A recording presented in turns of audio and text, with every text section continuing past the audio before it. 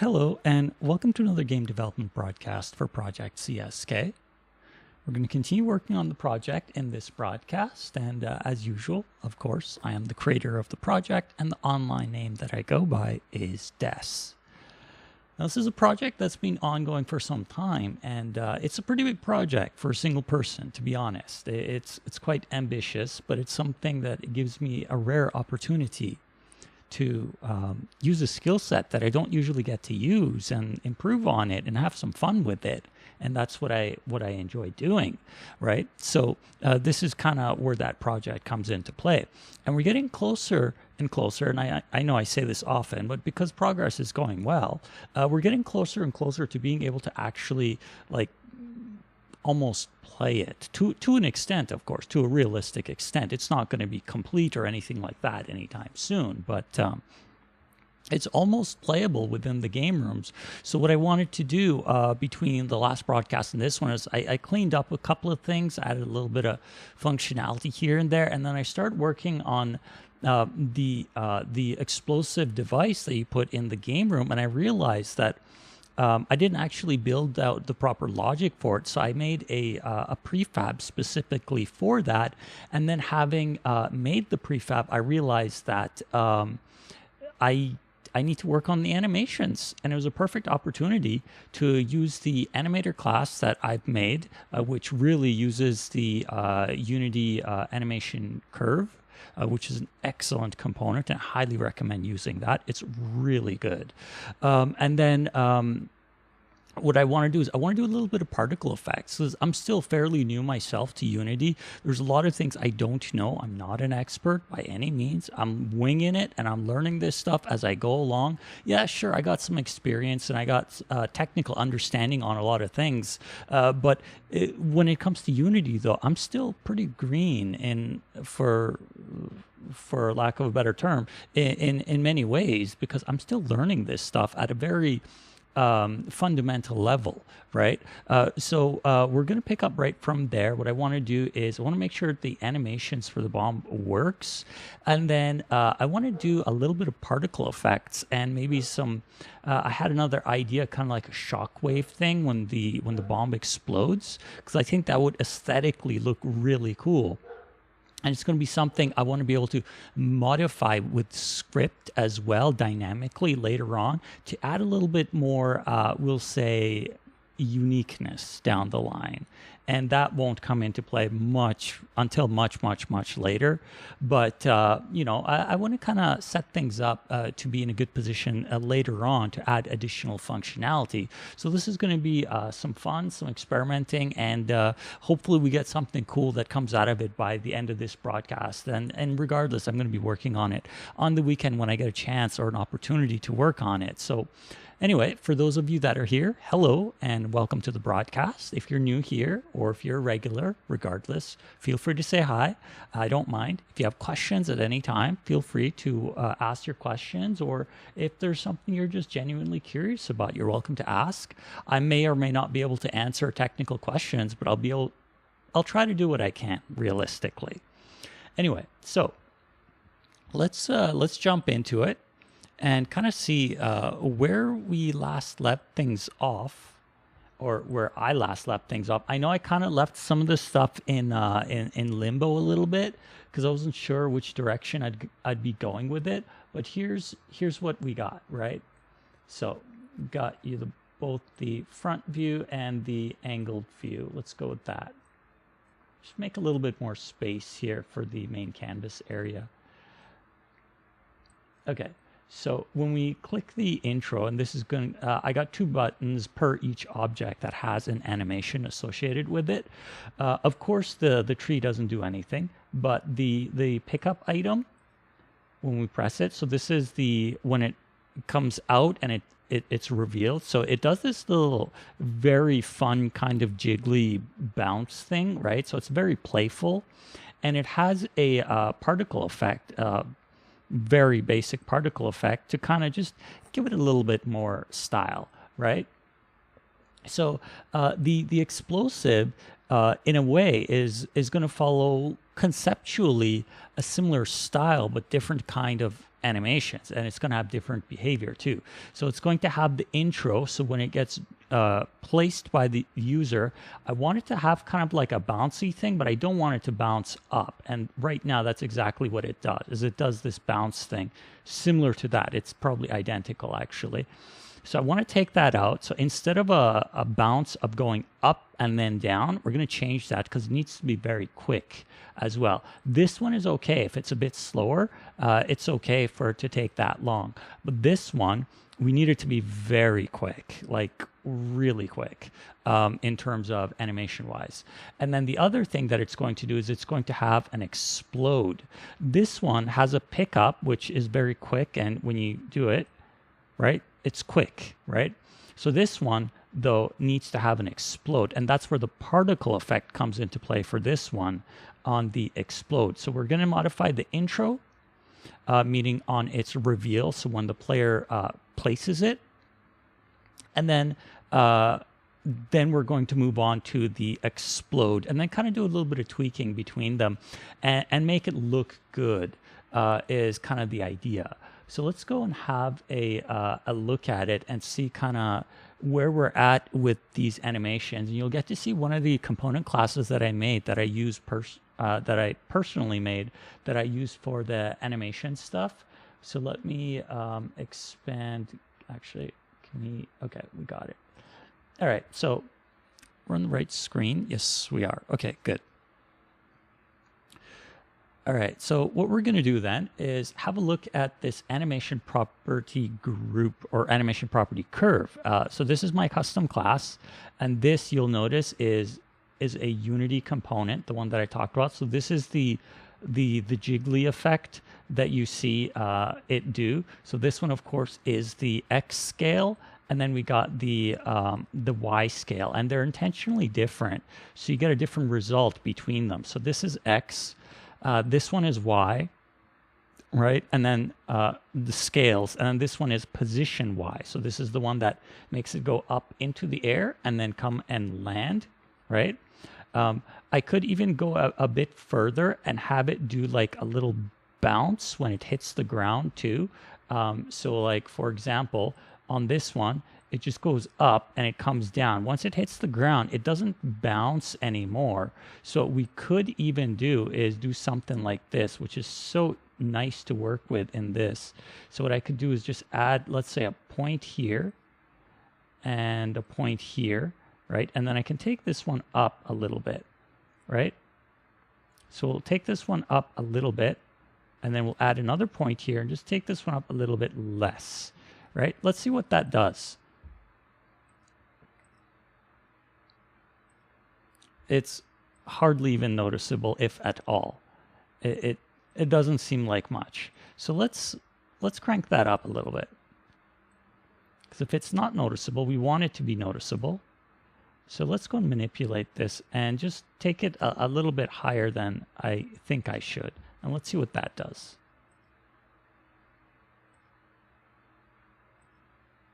Oh.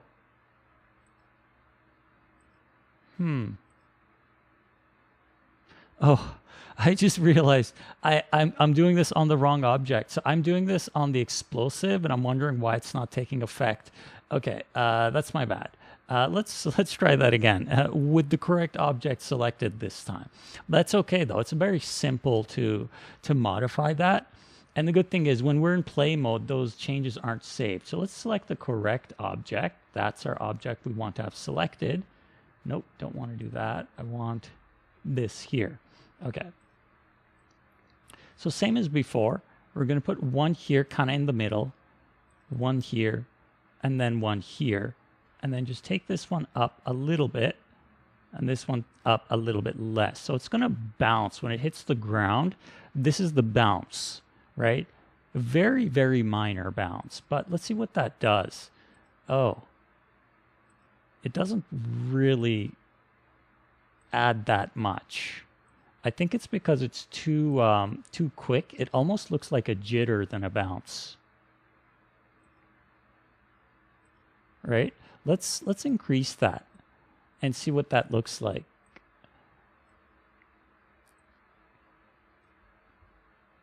right? Because I think it looks more like a jitter. Yeah, so it looks more like a jitter than a bounce. That's because it's too quick, right? So realistically, it should, if we're going to do something like that, what I would do is let's actually, no, delete. Where's delete? Delete, backspace, nope. Select it and then backspace. Okay. So what I should probably be doing is just doing 1, right? So that way it can be a bit more subtle. And then in the end here, let's curve this one to allow it to have a little bit more airtime. And then this one as well. What we're going to do is go broken. That way we can manipulate them individually. Otherwise, it's going to try to have that curve, which we don't want. So what we want is this to be kind of almost straight, and then this one with a bit of a curve. So let's have a look at that and see, what does that look like? Right, that looks a bit more like a bounce, right? It adds a little bit more playfulness to it. I kind of like that, actually. I think I'm going to keep that. So it goes up, comes down, and it does this little, nice little bounce thing. And that's the kind of playful stuff I want to add, right? So we're going to add a similar thing to the explosive, but what I'm going to do here is I'm going to right click on this and say copy, right? Because we're going to lose this value. This modification that we just made here, once I hit stop, right, it reverts back, right? So now we're back to it being flat. Let's make sure we have the right object selected. Yeah, okay, so that's the right object. And what you do is you just right click and say paste, right? And that's it, right? Now it's back because it was copied to clipboard memory. So now if I run it again, and this is a method that I use often. So if I run it again, it's going to be stored, that bounce. So when it goes up, and there's that nice little bounce. It's very subtle, but it adds a little bit more character to it. Okay, so we're going to keep that, but what we're going to do is we're going to switch over to the explosive now. So the explosive is going to have a bit of a different effect. It's going to, we're going to be placing it, and we're going to, like, where it's going to be dropped from is going to be roughly at about this height. So at this height is where the player character, if you think about it, that's where their hands are going to be. So from the position of their hands, that's where they're going to be dropping it, and it's going to land, right? So from there, what I want to do is figure out what looks good in terms of dropping it. Do we just drop it straight, or do we add a little bit of curvature to it dropping to give it a little bit more hang time? Probably not, because we want the overall animation to be really quick. But then once it hits the ground, right, then we want that jiggly playfulness to it as well. So that's what I'm going to be doing. So let's see how that works. And it's okay if we mess this up a little bit. It's not a big deal. It's not a complex animation, but it's done with these 3 properties. So we're modifying scale X, scale Y, and position Y. But since we're going to be going from, we're going to be going from a positive value to a negative value, I'm going to have to use that kind of cheat, because I don't think you can go from 0.2. Yeah, let's go from 0.2 as a start value and then end value at 0, right? And then what we're going to do with this is we're going to make it a straight line. So we're going to edit this to be a, we'll edit this to be value of 1. And then we'll edit this side to be a value of 0, right? Because we're going to go from a higher value to a lower value when we're dropping it onto a ground, right? So let's see, what does that look like? Yeah, I didn't think so. So it goes the opposite direction. Okay, so I'm going to have to use that cheat, because right now it's still going from 0 to 1. Okay, so how did I do my cheat over here? So we need to say 0.99 to 1. So we'll go 0.99 to 1.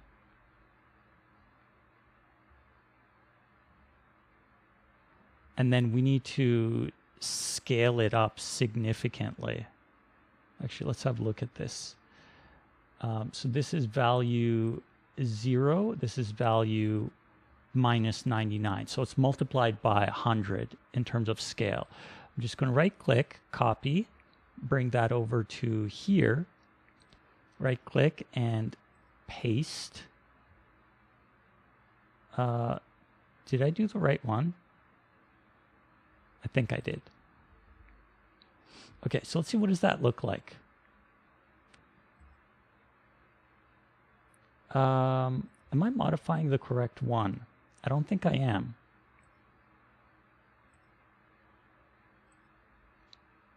Why is it going up and down?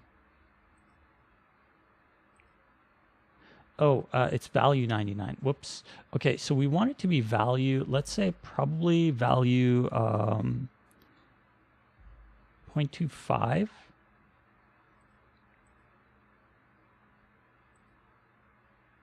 Not what I was thinking. Definitely not what I was thinking.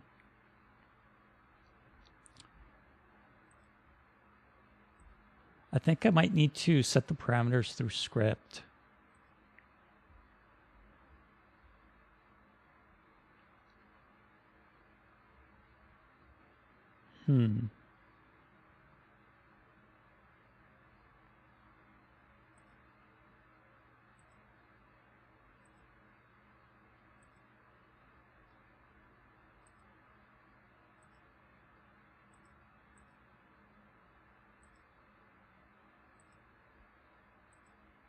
Okay. So that's what's happening, is it's going from position 0.99 to 1, which is correct. So value is fine. Maybe this is what we want to edit then. So instead of it being, let's edit this key. So instead of it being a value of 1, no, that shouldn't be it. I feel like it should be this 99 here.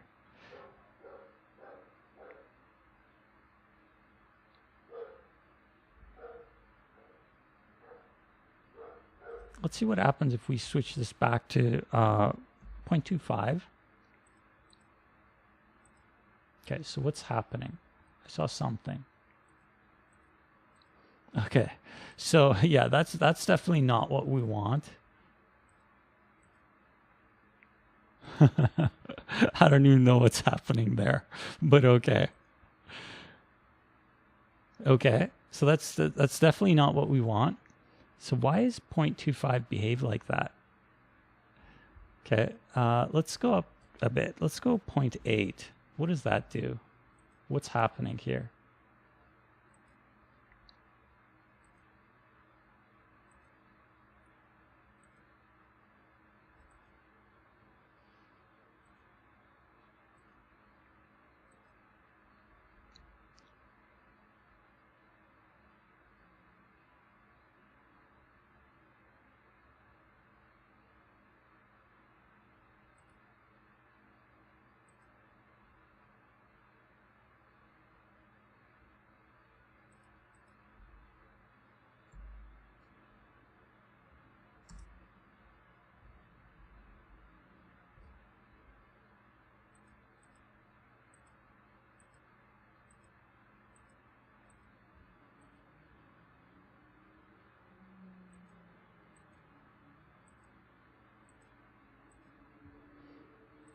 Okay, I think it's the scale going from 0 to minus 99. So let's reset this back. So we will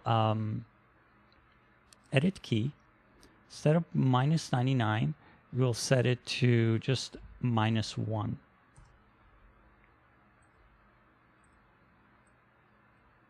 Okay, let's try that.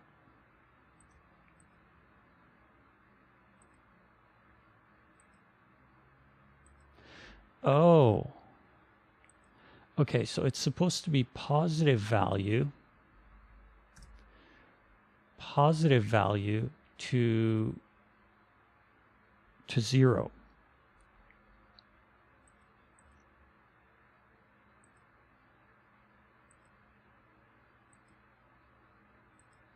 Okay, so I think that's what I messed up.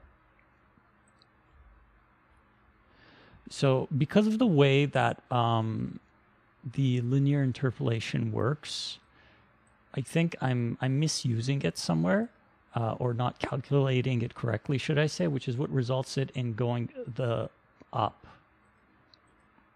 It's supposed to be starting from the top position going down, but instead we get the opposite value.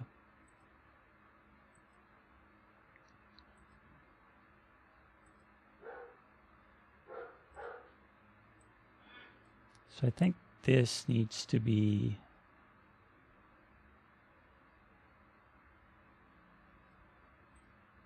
let's edit this key. We'll make this 0. And then we'll edit this key and we'll make this 1. So we'll go 1 to 0. No, same thing. How did I get a similar thing to work before? I don't quite remember. This is good to experiment with these things so I can get a better understanding of them. I don't know if you guys can hear the barking dog in the back.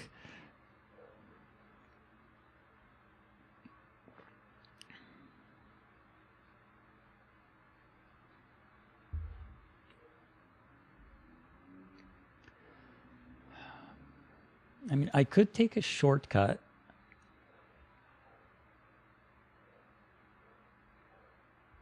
Or kind of cheat a bit, and use a similar bounce to that, to the pickup item.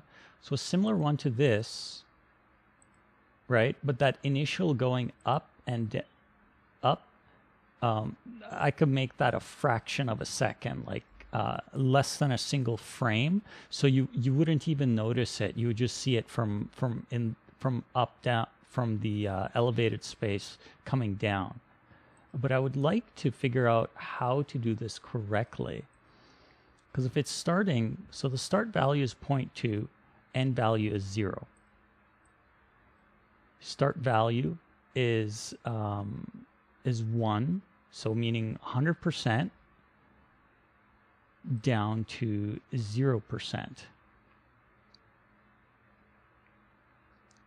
But it reads it the opposite way because of the way that it calculates it. I'm not sure how to fix that for it to be correct. So let's have a look at the code and see what's going on. So what we're manipulating is value y. Position y. So what I want to see is progress.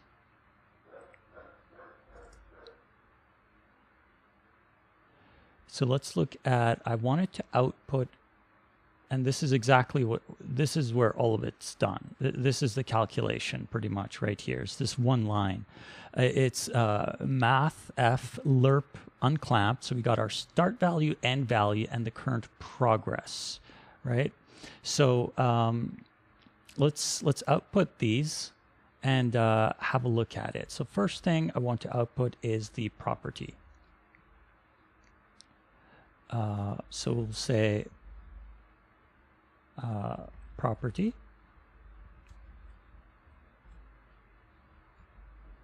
Okay.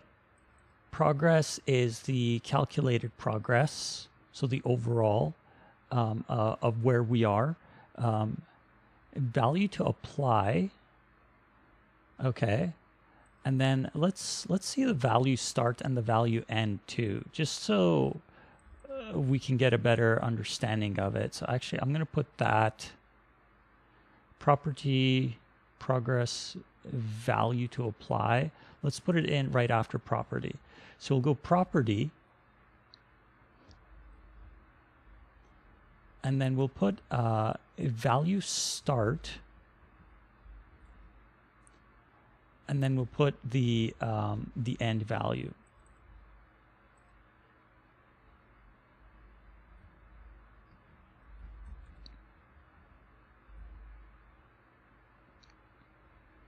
Okay, so it's gonna give me a lot of log files, but that's okay, or a lot of log entries, should I say? But that's okay.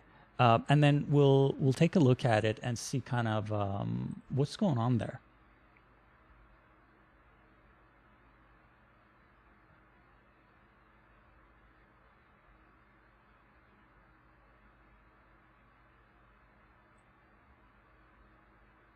I'll take this up just to give it a bit more space.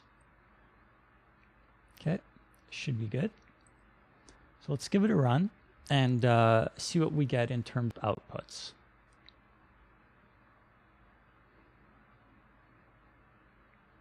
Oh, that's interesting. We already got one. That shouldn't have happened. Okay, that's fine. So intro.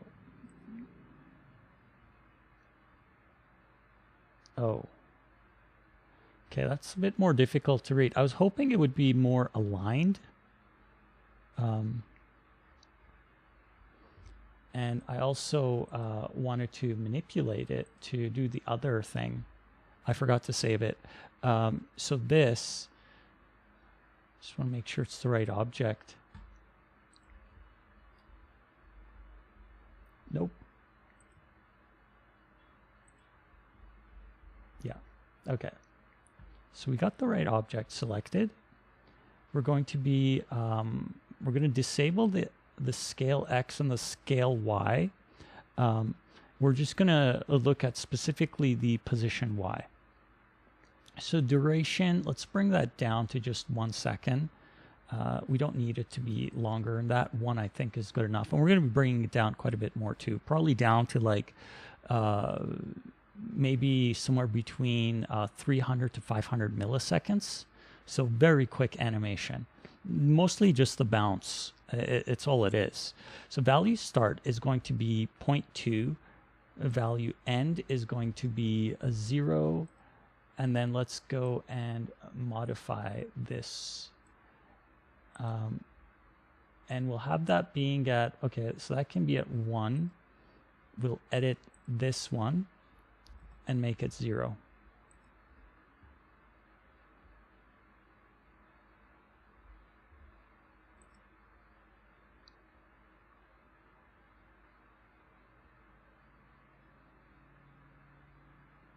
Wait, I'm starting to remember something that I keep kind of seeing as a red flag in my mind. Okay, so it's going up. Why is it going up? So position Y, okay. We have value start as 0.2, value end is 0. Progress percent is that, gives me this. So it's, you can see the value is going up. When in actuality, it should be going down. So this should be reversed. Maybe I am doing this wrong. Maybe it should be this. Because we want progress. Progress is going to be linear. We just happen to be passing in values that goes from higher value to lower value. Why does it do that? What's causing that initial play? I wonder. I'm not sure. Anyway. Oh. Okay, so that is it. Okay, then I misunderstood that. So we want our progress, because this is progress. This is, and that's why it's easy to misunderstand it, because this is at 0% progress at 100% progress. Because I put it backwards, the animation was playing backwards. Okay, so that's fine. But this is the Y position. So let me just take out that debug logic.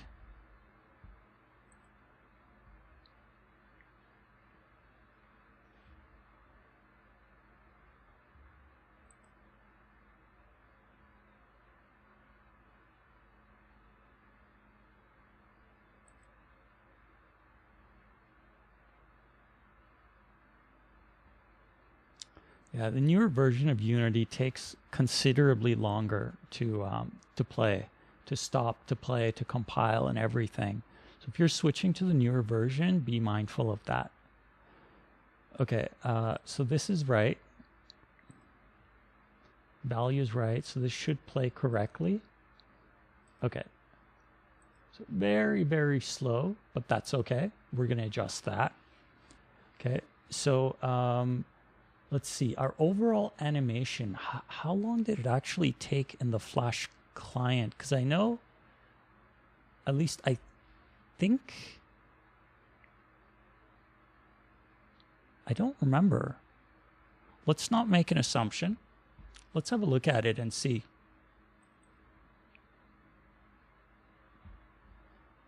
So I'll get the server running, and then I will, once the server's up and running, I'll just wait for it. Okay.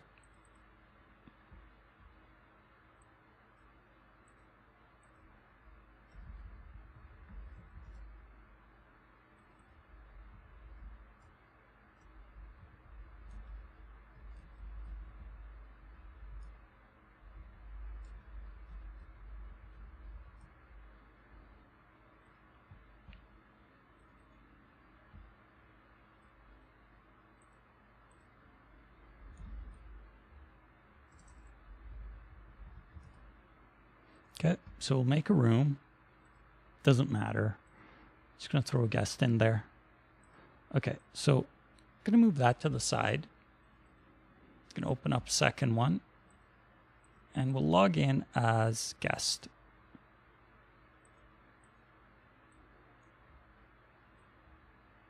Okay. So wait for that to start. Let's see. How does that animation go? Okay, so you can see that there's a bouncy thing, right? A bouncy animation to it.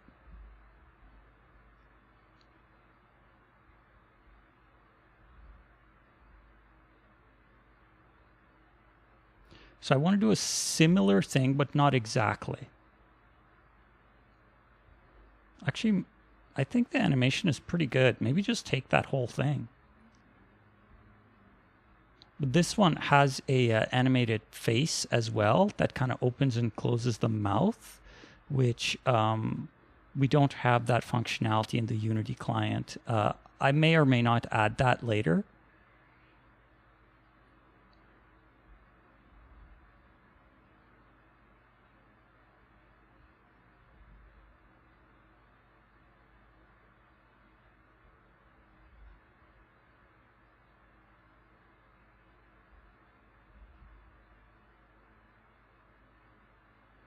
That looks like a pretty long animation, like about half a second.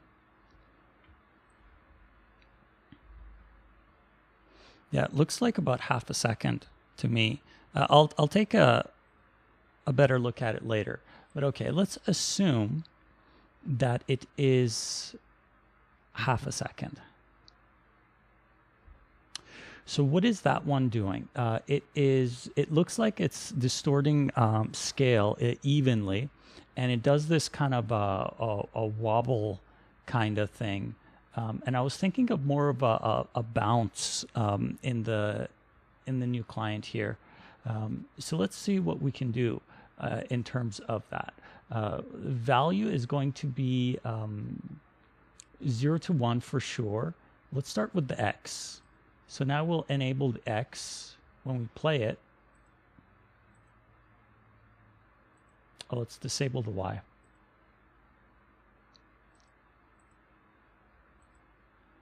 Oh, right. So this is the X of the other one. That's why it looks so strange. That's because you're only seeing it being manipulated on the X. It doesn't make much sense visually and subconsciously. It doesn't make much sense to see just X being transformed. You need both X and Y to see the overall effect. But let's manipulate X. Okay. Actually, first let's reduce that duration. Let's bring it down to 0.5. Right. So only X is active. We've disabled scale Y and position Y. So let's manipulate it. Let's start from the beginning. Okay. Oops. Like so. Okay, from start to finish, 0 to 1, what it's going to do is we do want kind of a wobble thing. So we will go like probably something like this.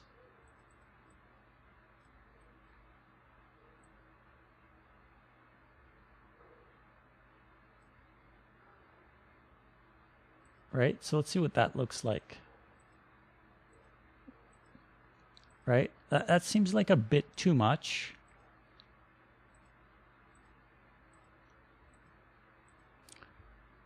So let's bring that down a little bit. It seems like a bit too much.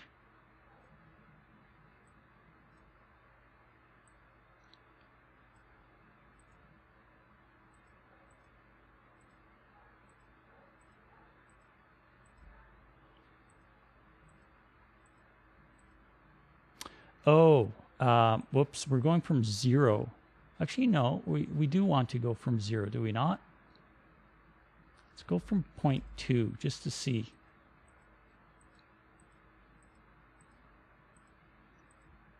Okay, so let's do y as well.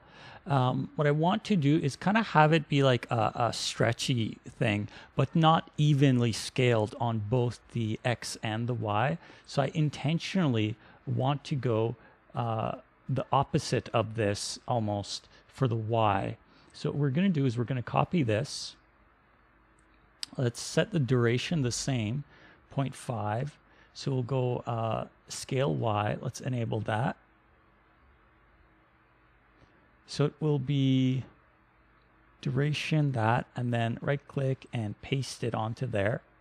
We're going to change this. So we'll change this to be, we'll change that to forward. This can go back. This can go up here. So I kind of want the curves. What I'm doing is basically putting the curves in the opposite position on the timeline.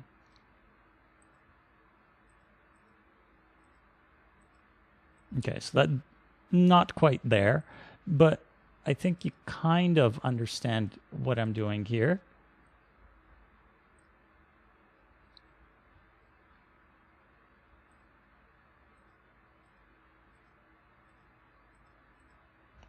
It's a bit too much. Let's take one of these out, actually.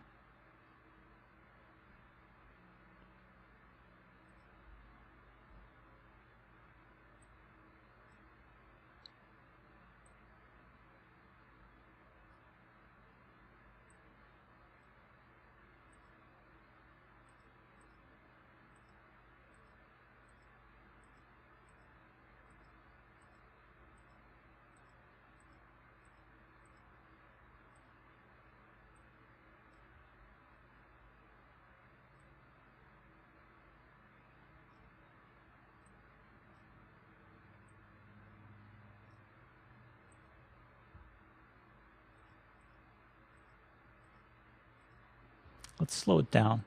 I want to see it slower. So we'll make this 2 and 2.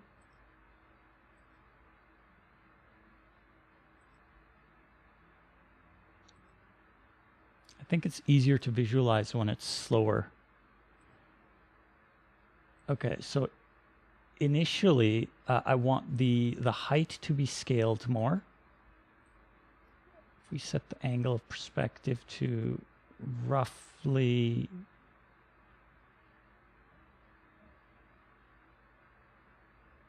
that's roughly correct.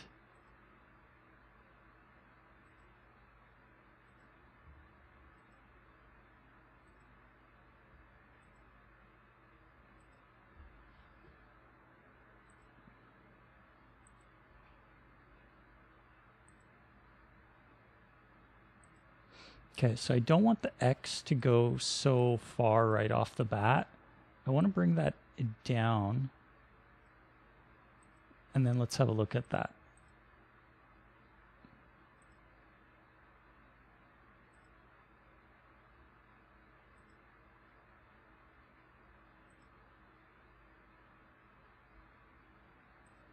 So let's go X versus Y. They're too close to each other. Their curves are too lined up. I want them to go opposite, actually. So we did X. Let's go Y opposite.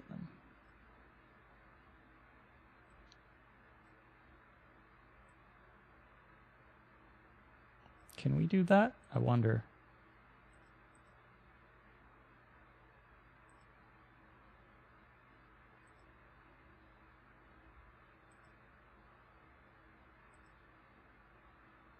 I think I should have gone X opposite instead of Y opposite, because I want the Y to stretch out more initially, and then the X to always kind of be a little bit behind on the transform of the Y.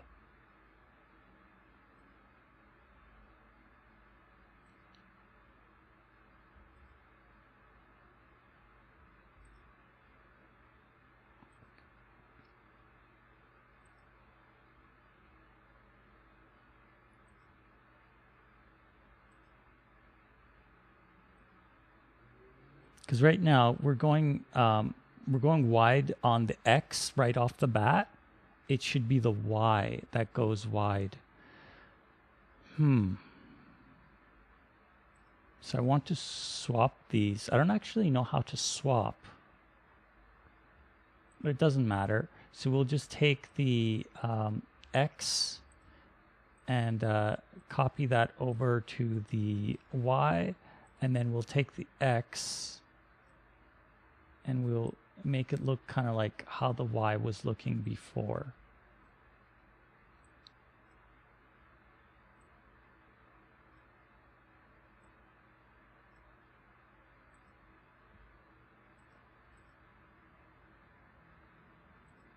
So kind of a little bit more in the direction of where I want to go. So I want the Y to stretch out, and then I want the X to catch up.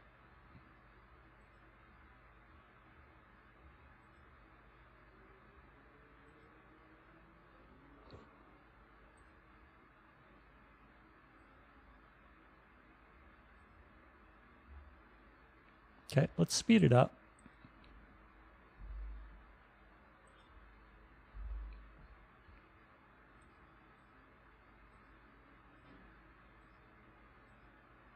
Yeah, so that definitely has that feel of what I was going for, right? So it's got that very playful fun to it.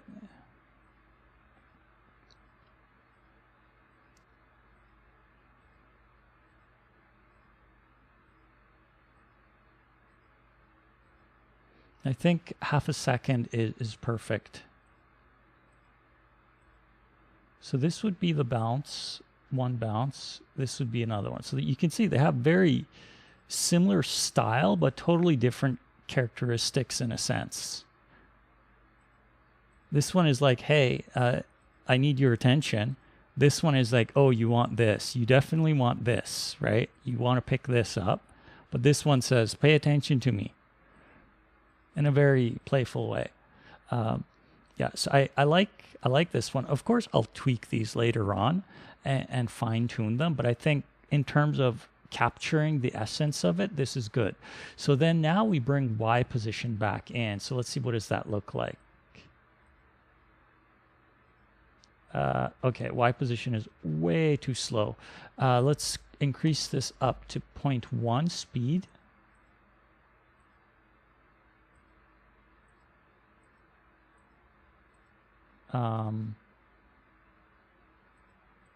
Duration at 0.2. I don't see anything. Okay, so there we go. I see a bit more there. So let's go 3. Okay, so that definitely has a lot of character now. So it really kind of captures your attention.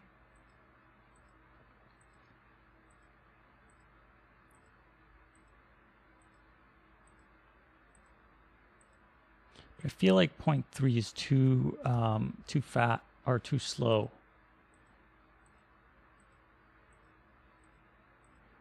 Let's adjust this curve actually. because we want it to go slow and then fast is what we want. So something like this almost. Yeah, that's more like it.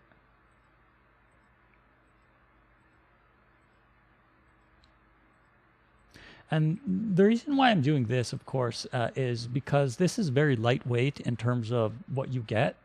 And I can, because it's my own logic, I have functionality built in, so I can dynamically adjust these parameters through script. So I can set different parameters, which is what I do with this one here. That's why it's never the same bounce. Like when you look at how high it goes, the duration and the jiggliness is the same, but if you look at it height-wise, it's always different because it's going between a range of the parameters provided, right? So that's dynamically set. And that's part of the reason why I'm doing this, is because I can do that, or that kind of stuff. So I'm quite pleased with this. Okay. So now comes the other part of it, which is the explode part of it. So the explode is going to be a bit different, because I think this achieves the reveal, the intro, and then the explode, I got nothing right now, and that's what we're going to work on next. So I have a couple ideas though in terms of things I want to try. Initially, I was thinking of doing something with shaders, but after thinking about it, I don't know if that's really the direction I want to go. I want simplicity, I want it to be stylized, and I want it to, oh, and I do want to save this. So what we're going to do, so this is what I do for saving it, because if I press stop, we lose our progress here. So what I'm going to do is click on the three dots and say copy component. So if I stop it, these go back to where they were before. Click on the three dots and then say paste component values. And that's our values that come right back, right? So that's really important. And then later on, of course, I will go and apply the overrides, which you can't really, I can't move this, but I would apply these overrides to the prefab. In the end, that's what I'll do. But I'm not working off of the prefab, but since this is going to mainly be the parameters for the prefab, I'm adjusting it here in the inspector during play, which is really cool to be able to do that kind of stuff. Okay, so moving on to the other. So when we click explode, we get play explosion. This is what we got so far. Not a whole lot, I know, but it's a good start. So what we're going to do is we're going to add a play explosion animation group to the animation property curve, and that's my custom class. This is mine. Whereas the Unity, the component that you see, which is this one here, is called the animation curve. And curve, obviously, because you can do this, and you can add more here too.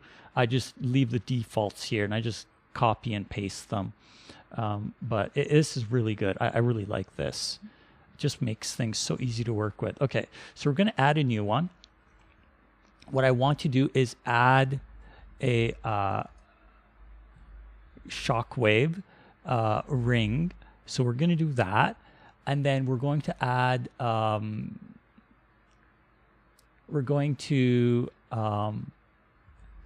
animate the removal of the explosive, right? And then we're going to add particle effects. And I spelled particle wrong. Okay, so these are the things that this, the explosion part of it is going to consist of. And that's what I'm going to be working on.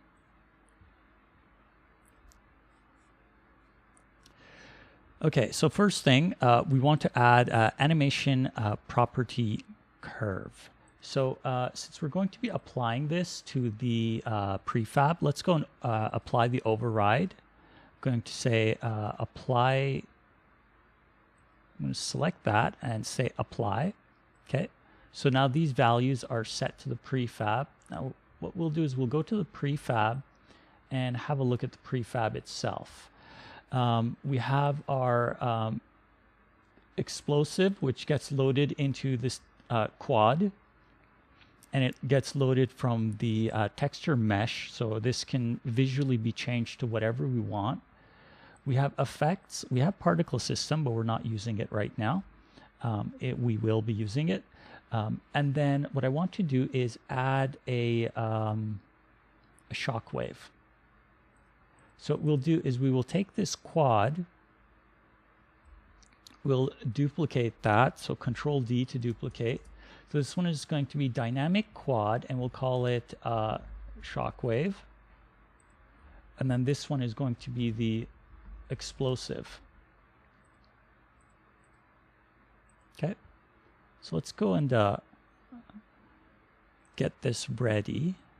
So over here, what we have is how does that work?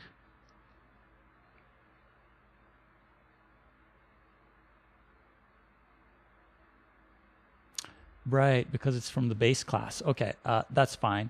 So we will add it onto here. It'll be a serialized field. It'll be a private dynamic quad, and this will be called the explosive shockwave. Okay, so we're going to be adding that.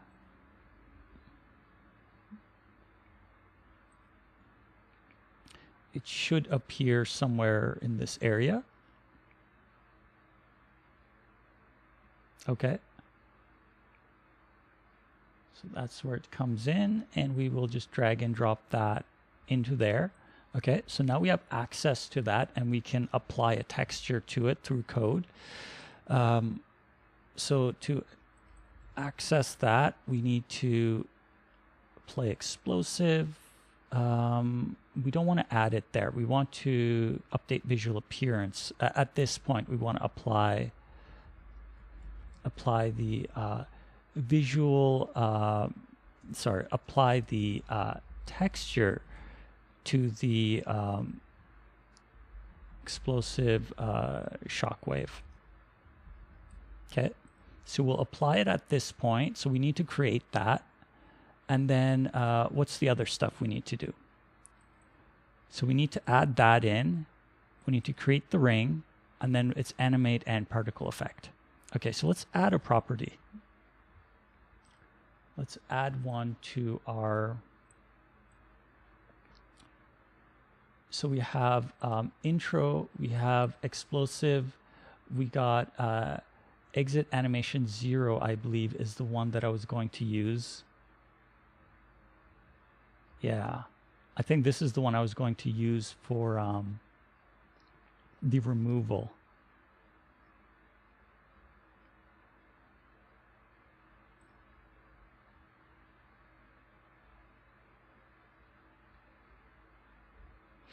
Okay, yeah, so this is going to be our removal. Yeah, I think I prepped this a little bit. Okay, so we have this ready to go. We just need to call it. So we have this, and we're going to call it by name.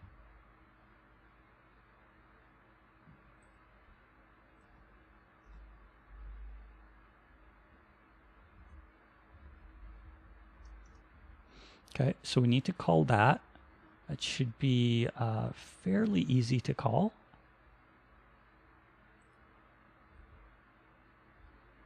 Let's just clean this up a little bit. We got a lot of stuff. This is an old class that I'm going to be borrowing stuff from if I need to, but for the most part, I don't need it right now. Pick up item. Do we need to borrow anything from this? I'm not so sure if we do. Oh, handle animation complete. Yeah, we definitely want that. Did I not bring that in to explosive object? I did not. Okay, so I do want to borrow that.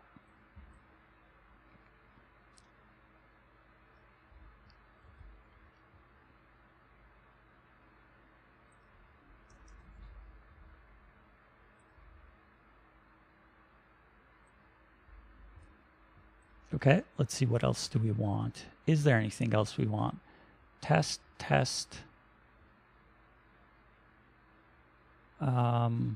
This is the custom values.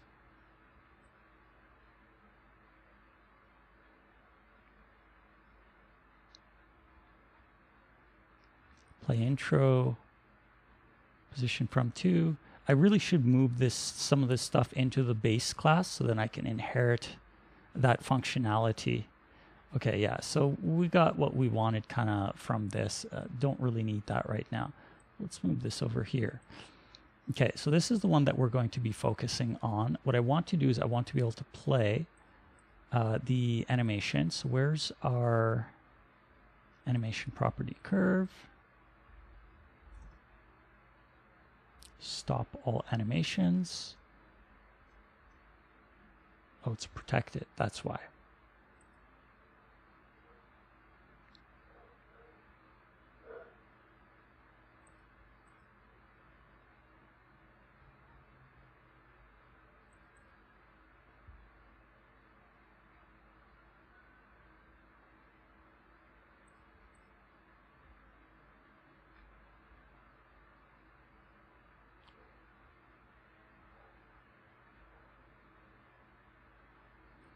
Animate and remove. Okay, there's quite a bit of work that I need to still do for this class to make it versatile and clean it up. A lot of this stuff is just hard-coded for testing right now, so it's a bit messy. I'm trying to think of what I need to kind of move around. Okay, that's fine. So what we want is right here, we need to call animation property curve dot play animation, and we're going to passing in the animation name.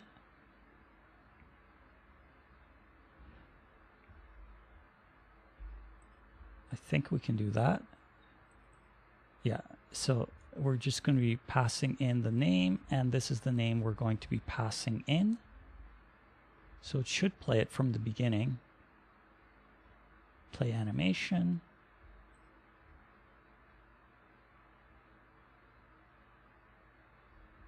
Let's test that though.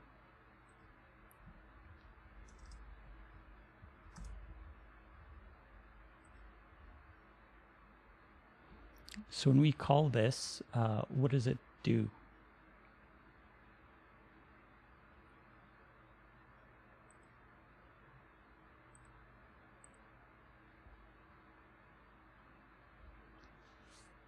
It should scale.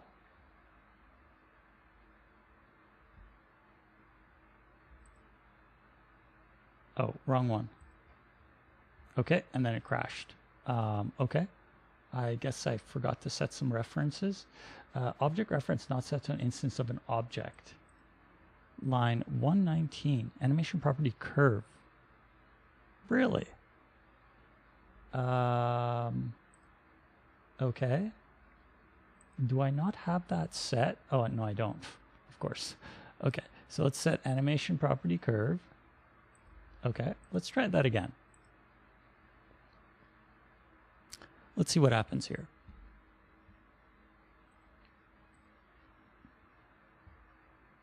So when we call explode, there we go. That's what's supposed to happen.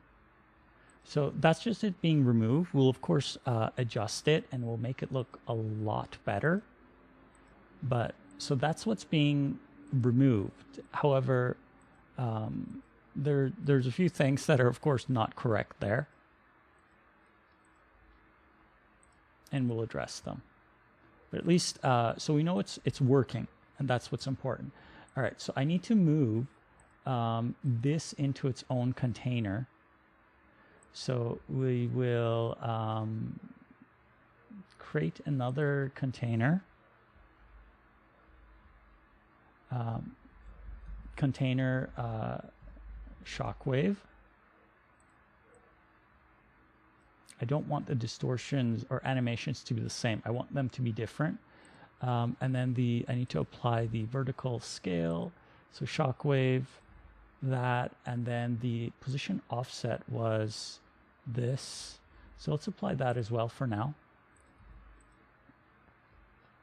So they're the same. I'll adjust them later, but for right now, okay, so that should keep the Shockwave one out of the way for now. So let's go and make our Shockwave texture.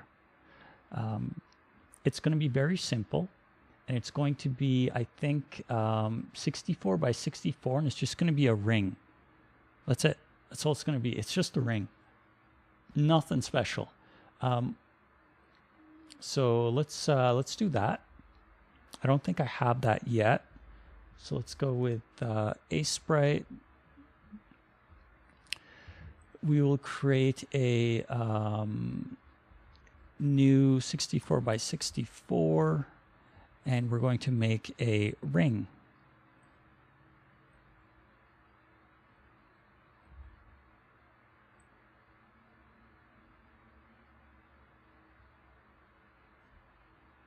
Okay. We're going to want it to be a bit thicker, I believe.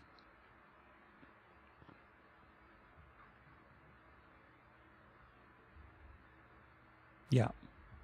It's going to need to be thicker. Can we adjust thickness? 1 pixel. Let's go with 3 pixels.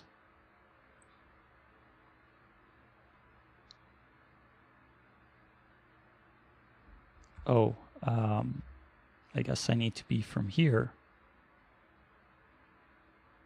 Okay. I think that's going to be our Shockwave ring. And then, of course, we're going to make it white.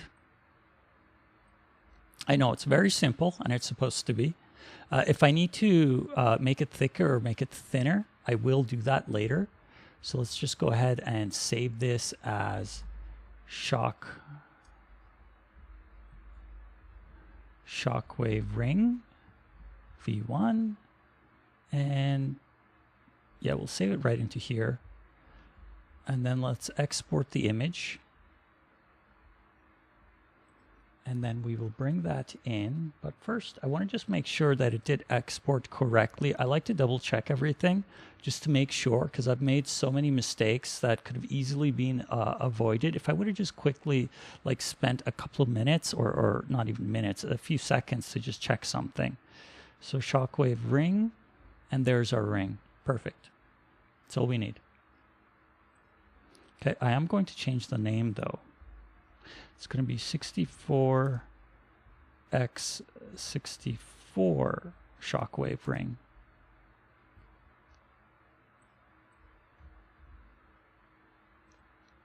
Okay. And then we'll bring it into here.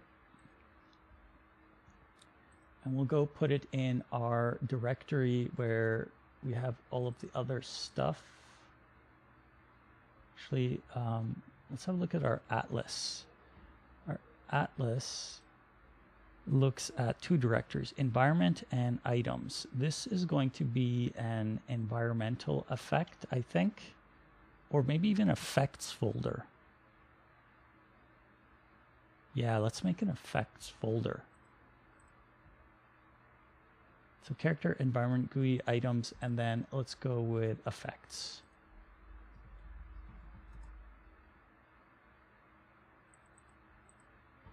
And then we will drag our ring into here. Okay. So it will be, we don't need that. We want it to be, a sprite, even though it's going to be used as a texture. We want it to be sprite. We want it to be full rect. We want it to be point no filter because it's pixel art. I don't think we need generate physics shape, but whatever. I don't really care. And then we'll drop this down to 64 by 64 and compression to none. And that's it. Okay, so that, and then we'll go to our atlas and add that directory. I know I need to rename that atlas. Currently it's called atlas items. It's not items, it's pretty much everything. So I'm going to add effects. Just going to drag and drop that right to here. Okay, and then let's go with pack preview. And it should be in there somewhere. Okay, so with that there, we should now be able to grab that and apply it to our quad. So where do we do that? Change shadow object right here. So we have quad. We will say explosive quad. And we will tell it to load texture, which will load from the atlas. And we need to provide the name. So what was the name of it?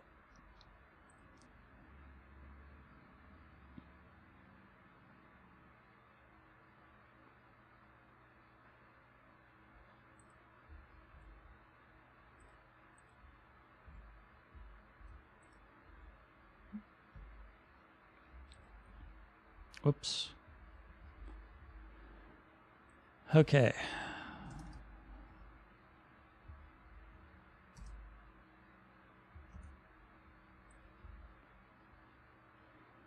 Okay, and then we'll just wait for Unity to catch up. So now when we go and we say update appearance, we should have that ring being displayed. It won't do anything yet, but we'll make it do something.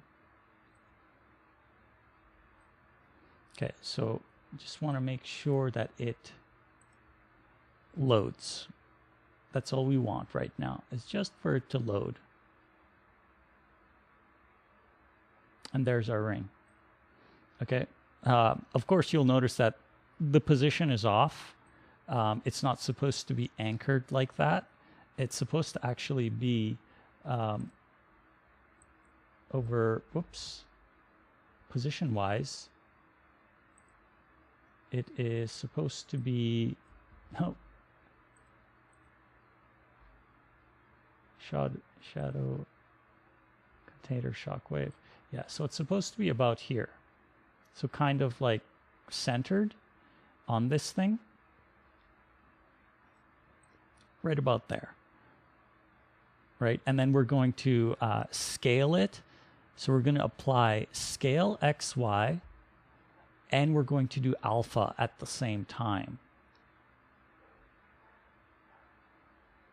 for the explosion. So position wise, let's look at it. Where is it? Point to, actually it should really be centered onto the other one. So let's go into the prefab.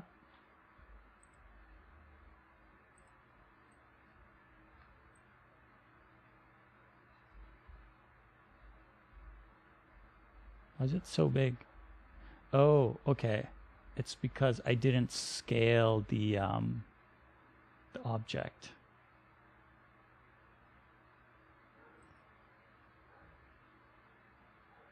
No, it seems fine.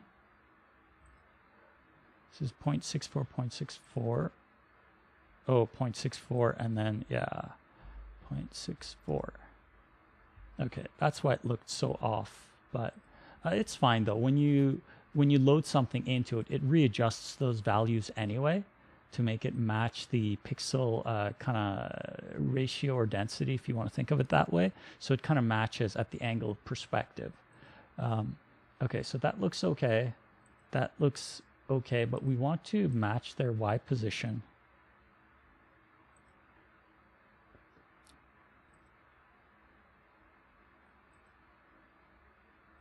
Oh. Okay, so that's not supposed to have Y position. There we go. That's how that's supposed to be. Okay, so they all look the same. Okay. So then the Y position, though, how do we get it to line up on the Y position? Because this one, when you load it,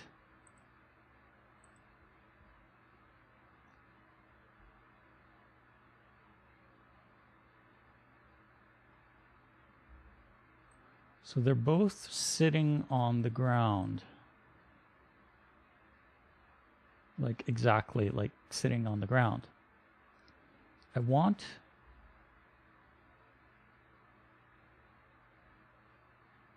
here's another one of those strange anomalies. So the ring, this one, is behind, right? Position wise, it is behind this quad, right? But it shows up in front. This is one of those things I don't understand what Unity is doing. But if I bring it down position wise, though, then it'll sort. Like they have to be on the same Y level for it to sort properly, which I find very strange because that's not how 3D is in my mind. That's not how 3D is supposed to be calculated.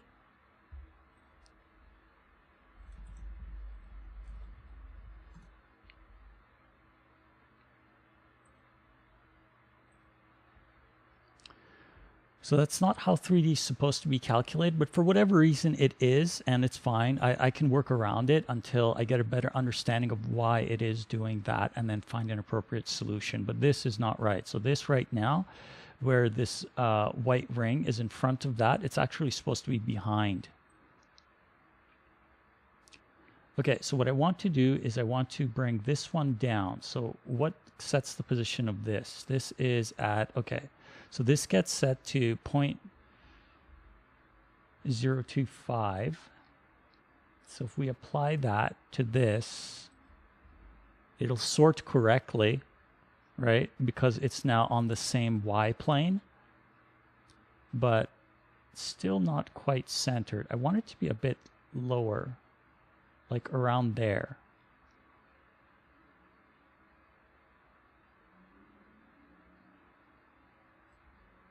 Oh, I see. Okay, so maybe I'll just hard code or hard position set that.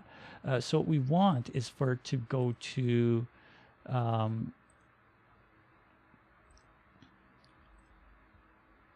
where is it? Oh, it's script. I keep forgetting. Okay, so when we load texture, we're setting offset height is true. What we want to say is offset height, so we don't want it to set that. Oh, atlas and then false. Okay, so we're not providing an atlas yet, so we need to provide that to be able to set the other one.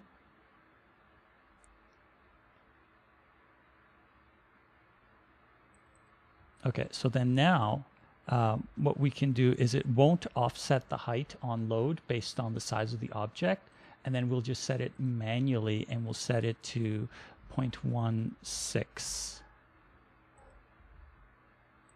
So that should line up when we run it, of course.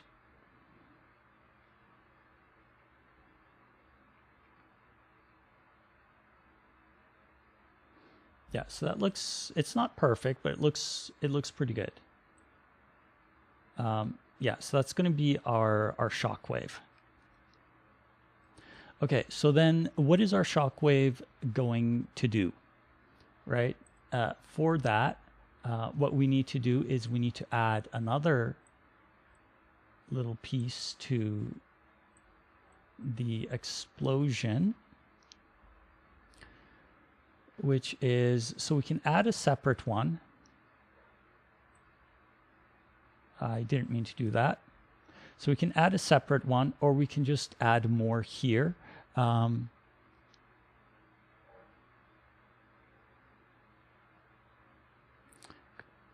probably just add it to this. Yeah, let's just add it to this. Okay, so we're going to add a, not a scale Z, but a scale X. So this is going to be scale X, Shockwave.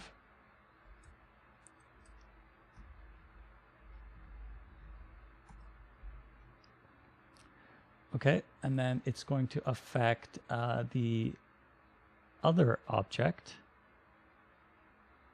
which is going to be this one here.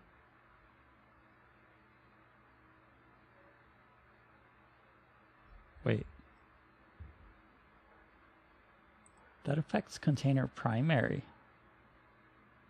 And then we have two nested containers. Yeah, so Shockwave needs to be outside of that. Shockwave needs to be up in the parenting. Yeah, that's what it needs to be. Okay, let's go back to here. So Shockwave, and then we set the reference to be the Shockwave. And this will go from a value start, we'll say 0 to 1 for now.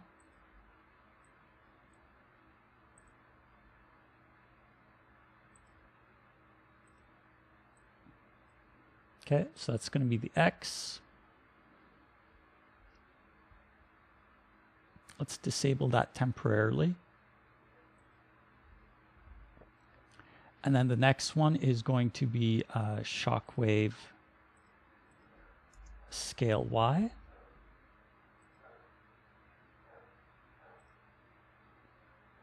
Same idea. And then the third one is going to be Shockwave alpha.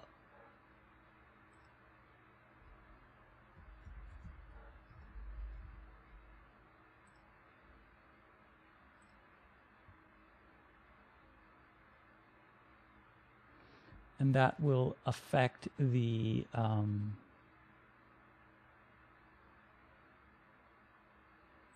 directly the alpha of the quad. And it's going to go reverse.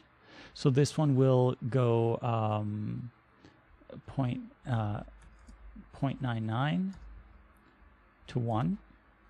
And then we're going to copy that and paste that. Okay, so we'll do it piece by piece, of course. Okay, so let's do Shockwave X and Y first.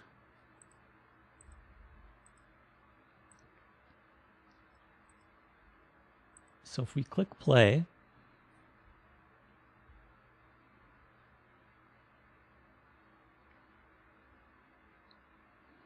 and click explode. Okay, so our bomb disappears, which is fine. Let's ignore that. But why is our Shockwave not playing?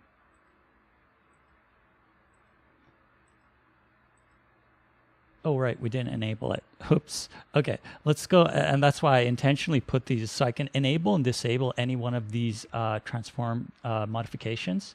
So let's go with Shockwave X. So that's what will happen when we play X. Okay, and then let's go with Y as well. We really do need to see both.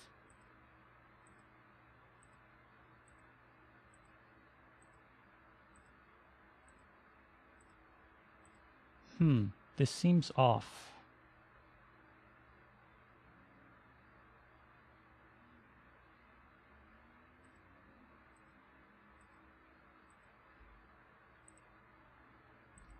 Why is it off? Something's not right there.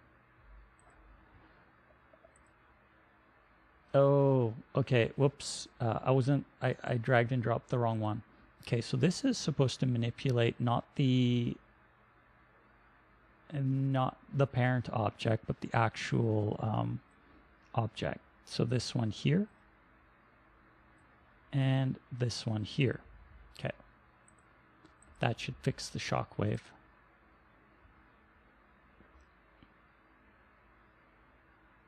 Though a Shockwave should probably have a distortion of some sort. I'm kind of exaggerating it, of course.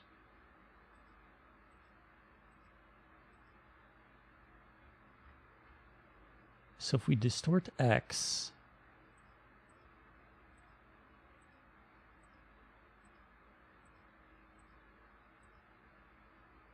then if we distort Y, yeah, so there's that sorting thing again. Even though it's in front, it gets sorted behind. You can see it's clearly in front, right?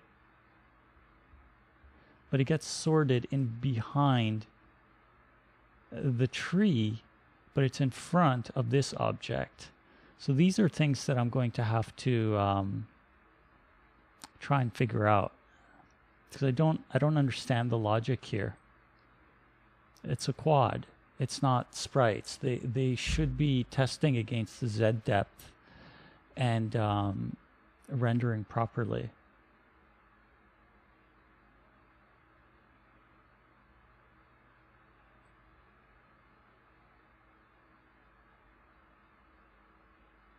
Like, this should not be happening, in my opinion.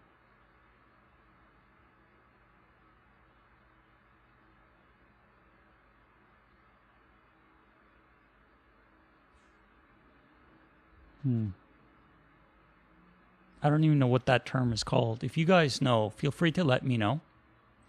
I don't personally understand what is happening there. So let me know.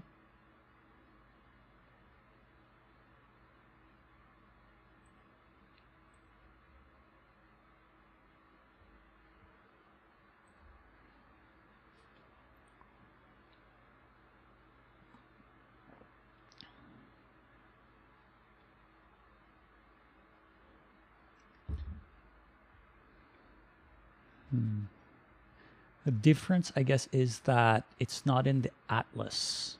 What if we were to add it to the atlas? Is that what's causing it? It's because it's not... No, it is in the atlas because it's combined into the atlas. I wonder what could be causing that. Let's actually test a couple of things.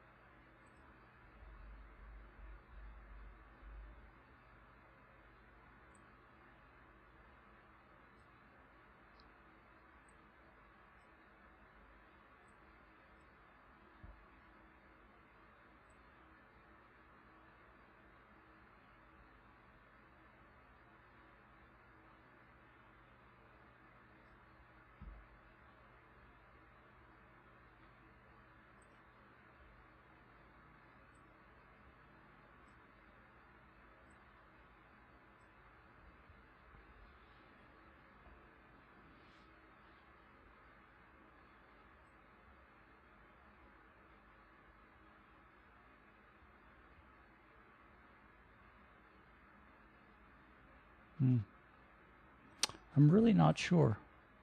Because in my mind, this is what it should be doing. But this is what it's doing.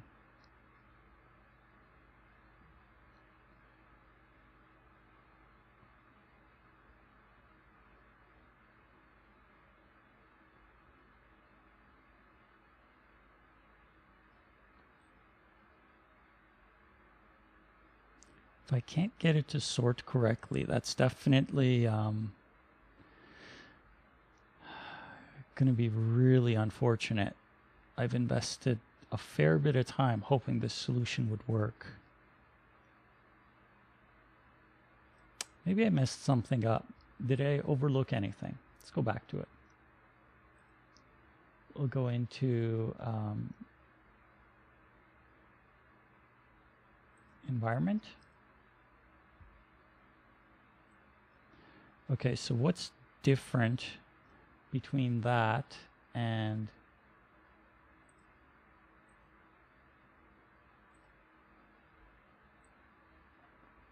so this versus this? Okay, so one is multiple, one is not. So we can change that, that's no problem. Full rect, that's correct. Extrude edges, that's whatever. Pivot point, I guess, doesn't matter because the objects in the multiple will have the pivot point inside of them. And then we got clamp, point no filter, we got our size, and yeah, so the only difference is one is single, one is multiple. So let's go and change that. We'll go to effects. This one, that's a single. And we will change this to multiple. Apply that. And we will slice it. And there's our slice. So we're going to be accessing it through that slice. Apply that.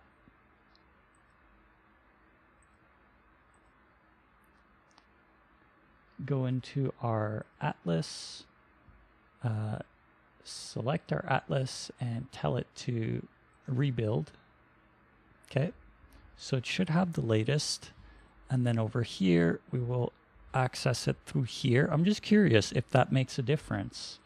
I don't think it will, but it's worth a shot.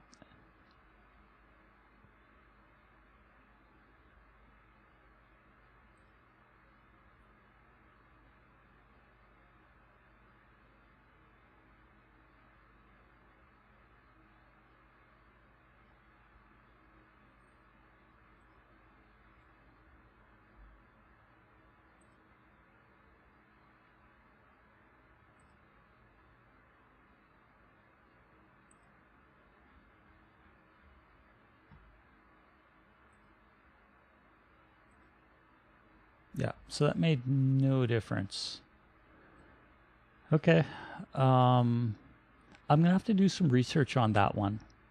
I don't know why.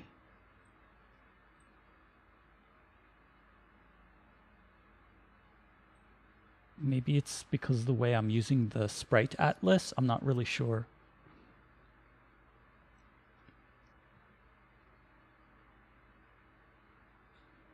I hope not.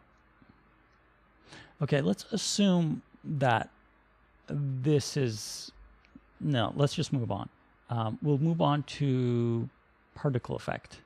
So if this was working, right, what would happen is this would kind of be the general idea, right? Of course, it would go very quickly and it would fade as it goes out, but I don't want to get into the fade if I can't get the sort working.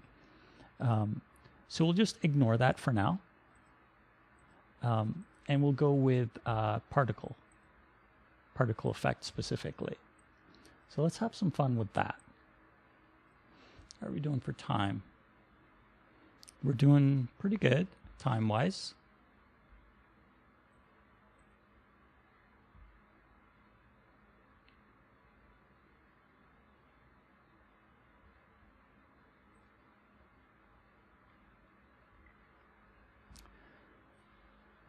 Okay, so let's see. What I want to do is let's go and have a look at the prefab. Is the particle effect set?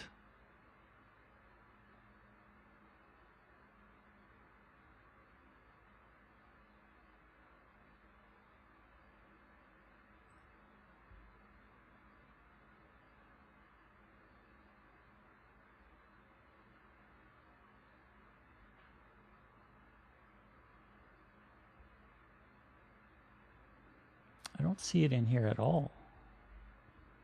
Do we not have particle effect? I thought we did. So it's not here.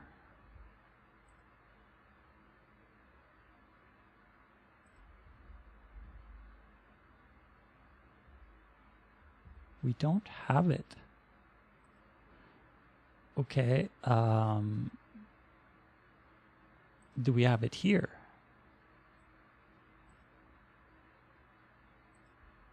Yeah. Okay, so this should be moved into the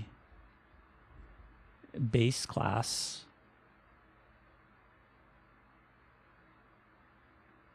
And then it should be a protected, not private, so we can get access to it. Because I do plan on using that for various different purposes. So let's move that into a dynamic object. We'll put it to probably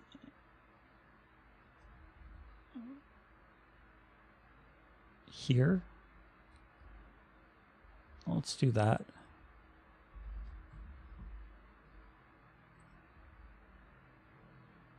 Okay, and then over here, what we'll do is just remove that.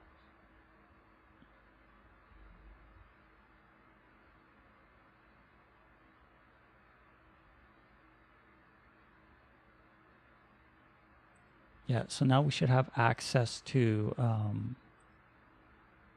particle effect. Yeah, okay. So we're good. You just got to make sure the reference is set correctly, and I think I may have broken the reference in the other one.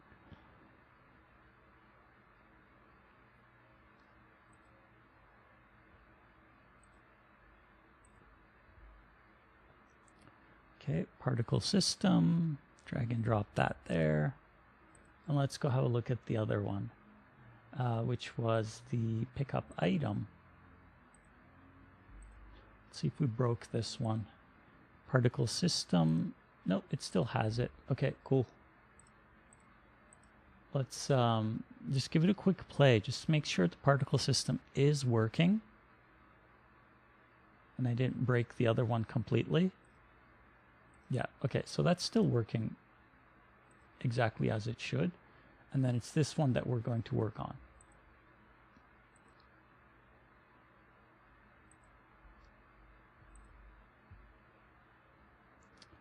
So we'll go particle system, wait.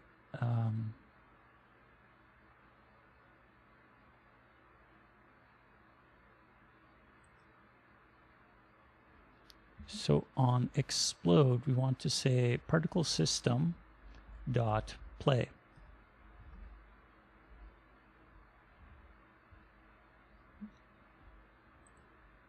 Just so I can click and have it play out.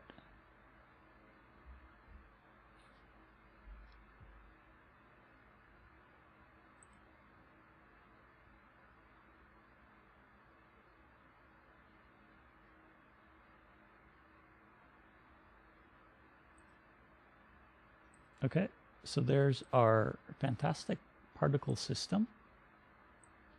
It's going to need a little bit of work, but it'll look good.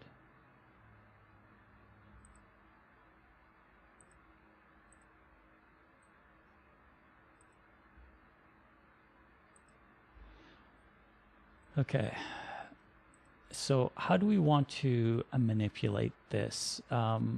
I want to, let's see, change the shape. Instead of a sphere, I want it to be a, probably a box. Can take a texture 2D. Interesting. I think I should be passing in a texture, but for right now, let's make it a 0.4, 0.4, 0.4. Okay. And then the position, the Y position will be 0.2. So it's directly standing on the ground. It's interesting. They're going backward. Okay. We'll figure that out. Okay, so that's going to be our shape for now. Align to direction. I don't know what that does. Random direction. Spherized direction. Random position. I don't really know what those do right now. But so we got our shape. We want to have a look at the, I believe, the emission. Rate over time. Rate over distance. I want them to go up is basically what I want. And right now they're going back. Like when we click play, they're going backwards and I want them to go upwards. So there's somewhere something. Start speed, start size, rotation, gravity source physics. I don't really care. Gravity modifier.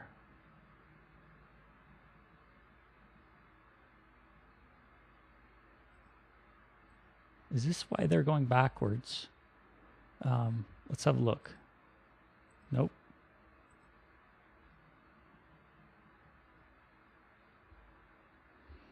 Simulation speed world, simulation speed 1, delta times scaled. I'm not going to mess with that. Scaling mode, play on awake, no rigid body. What makes them go backward? Because out of the options that's active, normalized direction. I don't see anything that applies a Z force.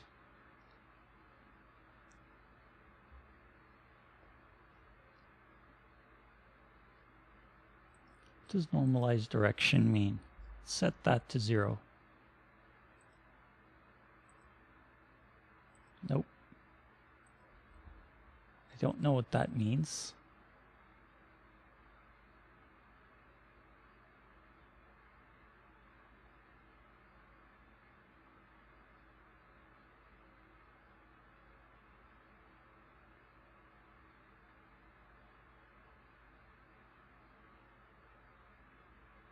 Okay, so there's no flipping. Yeah, I don't quite understand the particle system. There's a lot of options. I'm not sure what's causing that push force that's sending it backward. I wanted to change that to go upward instead of backward.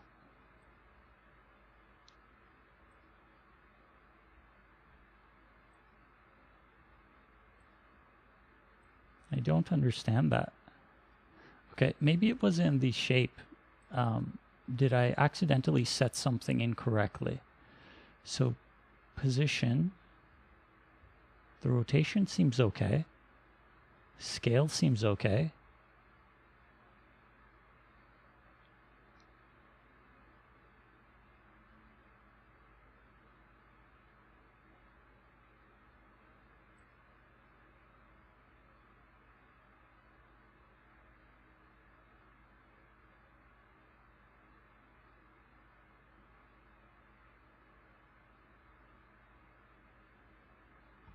I mean, I could rotate it, but I don't think I should have to. I just want to apply a force.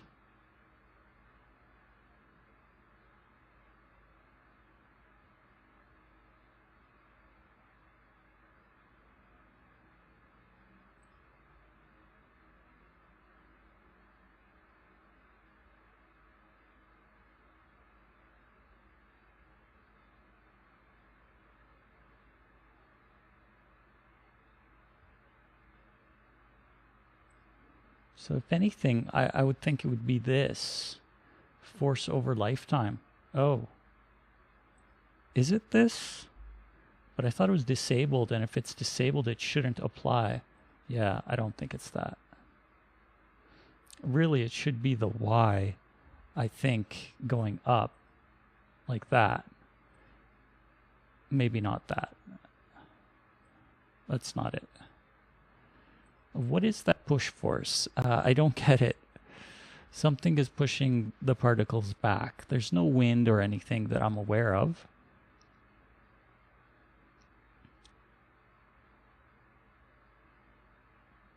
What is applying a Z force? Nothing there. The shaped box, volume, position.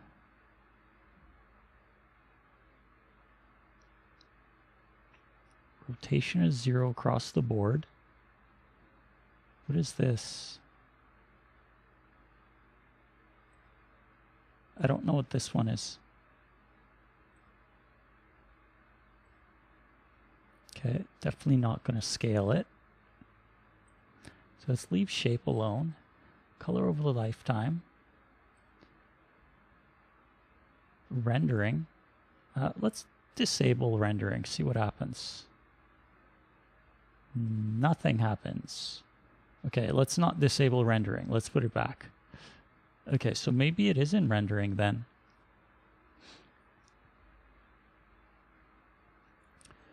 Okay, so let's have a look at this again.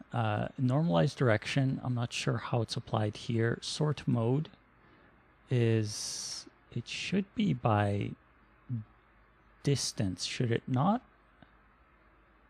Or depth? Probably depth. But let's leave it at none for now. Okay, sorting fudge, don't care. Min particle size, 0.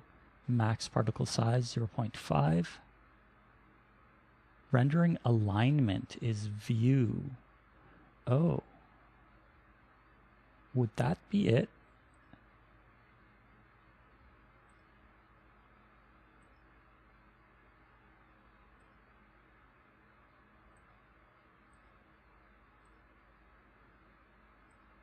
Oh, interesting.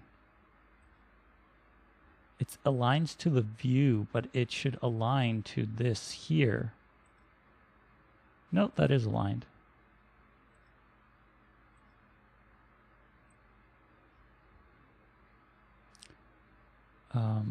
Where was that? Render align should be to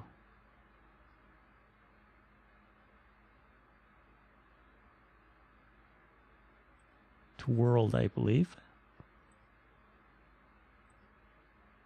I think that makes the most sense because it is, nope. Maybe view is correct then. Yeah, view is the correct one. Because it's whatever the view is that you're viewing it from. Okay, so then flip, don't care. That's not what we're changing. Allow roll, I don't know what that means. Pivot, no, I don't think so. Masking, no. Apply active color space. I'm not sure how that works. Color vertex stream. No, I don't think so. Shadows, definitely not. Shadow bias is not going to apply. Sorting layer ID. Interesting.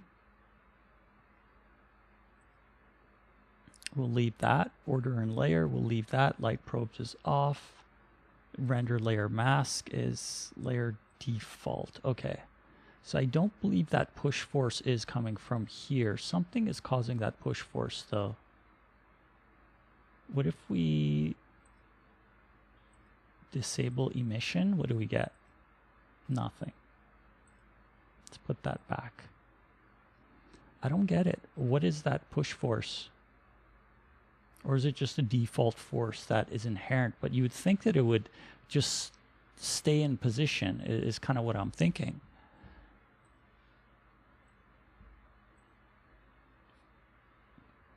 If you guys know, let me know. I'm literally winging it. I don't know what's causing that push force to go back. I want it to go up, but I don't want to rotate it. I mean, that's the shortcut, is I could just rotate the object, but I don't think I should. At least I don't feel I should. So let's change the shape and see if that makes a difference. So let's change it back to, I think it was spear. Oh. Really?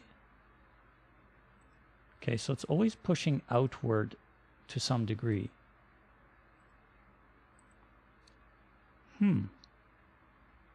Cone? Oh, it's the direction of this. Okay, so it is facing that direction. That's why it's always pushing back. I never noticed that. Okay, so if it's a donut then. Okay, so it's whatever the facing direction. By default, it's facing away from you, which is why it pushes it that direction. Okay, so then I do need to rotate it. So let's rotate it on the, what is it? On the X, Y? I keep getting them confused. Nope, not that one.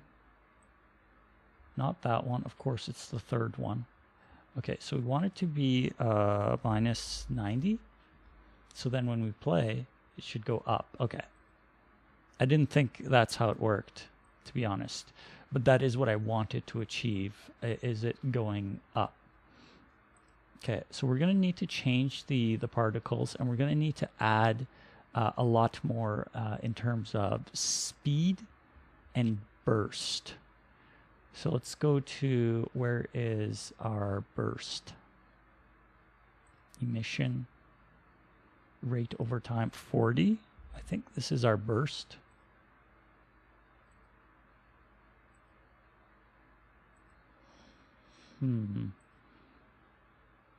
Okay, and then let's speed it up. Where's the duration? Simulation speed is 1. Max particles is 200. Duration. Duration, let's go with 0.5.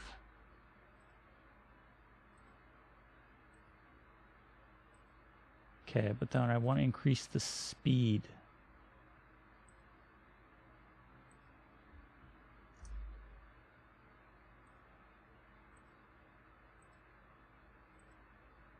Okay, I still want it to be quite a bit faster. So let's go back to, where was that speed that I just modified?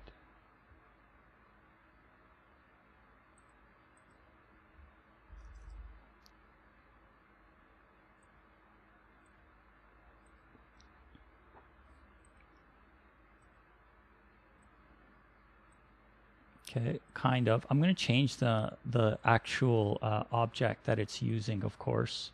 But for right now,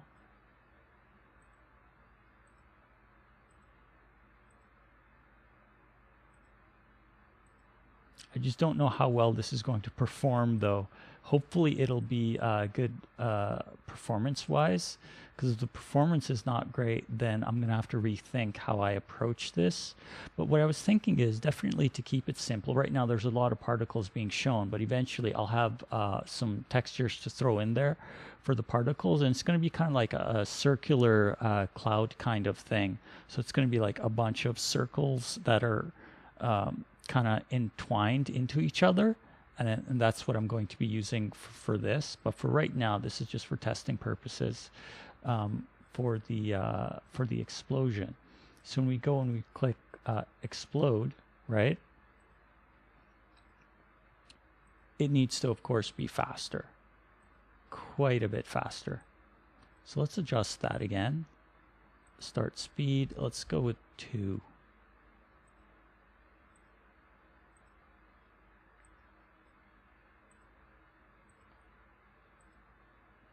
Okay, so the speed is okay, but it's lasting too long. So let's bring down the duration. Duration from 5 to, let's go with 3. Because it's supposed to be a really quick, kind of like poof.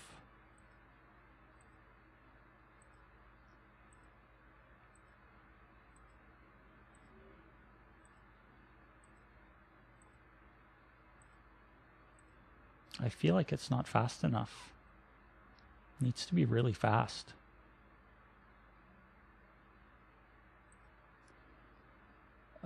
So start speed, let's go with 3 then.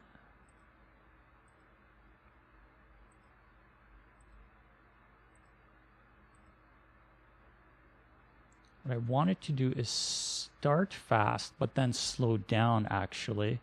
So I think we need to maybe not modify the speed off the start and go velocity over lifetime.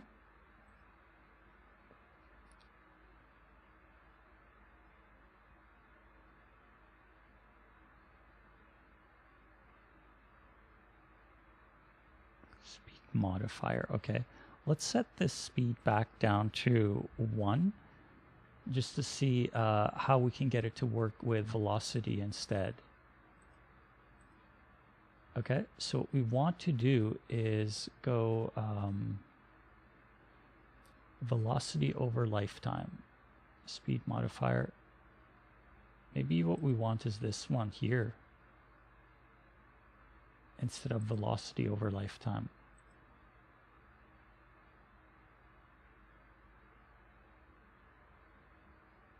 Yeah, I think this sounds more like it. Okay, so separate axes. Yes, I want to only apply it to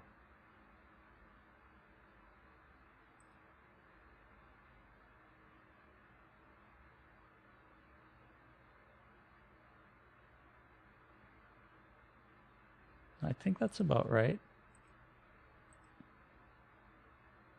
So dampening, what does dampening do? Let's put in a 5 and just see what it does.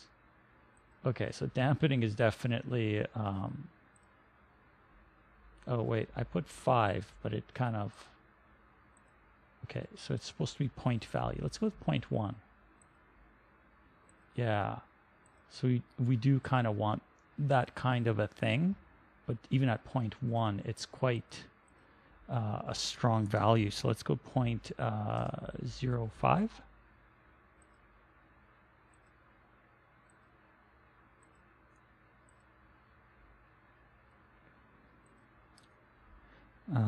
Let's go with 7.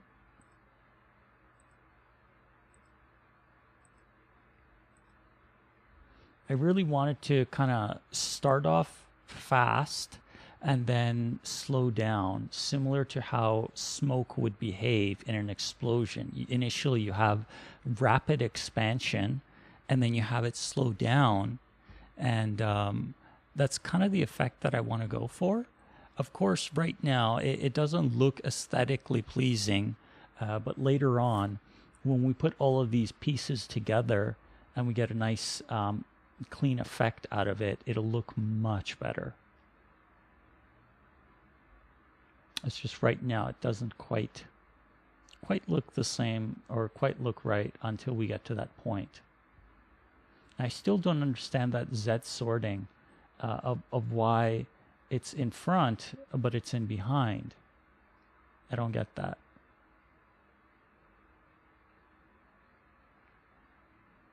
I'm gonna have to research that one to figure that out. Okay, so let's go with speed modifier, if there is one. Speed is at 0.1. What is 0.2 then? Does that do anything?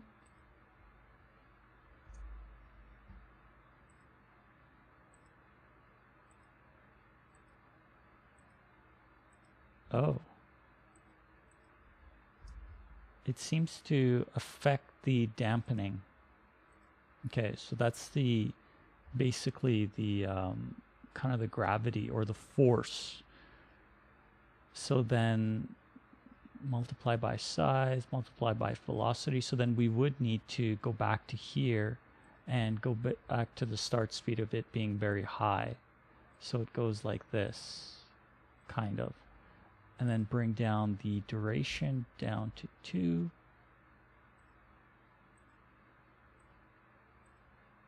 We really do want it to be kind of a burst.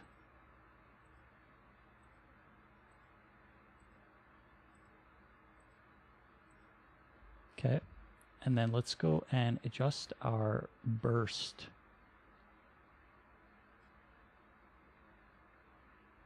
I'm really just winging it. That's what I'm doing. Where was that burst? It's not that. Shape, no. Emission.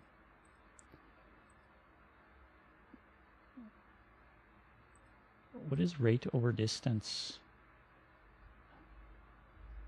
Let's go with 10. I don't know what that means.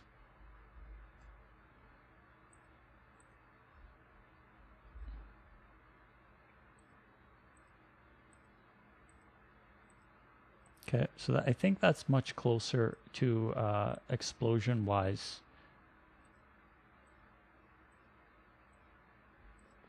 So it'll start off quick, and then it'll slow down and just kind of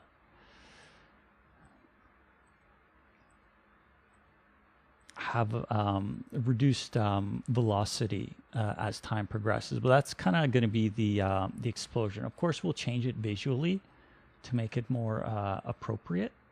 So let's see what we can do about that. I do want to save this, so can we copy component? Let's stop it. Particle system, and then we should be able to do paste component values. Excellent. I just want to make sure that applied, just in case. So I'm going to run it and click play just to make sure.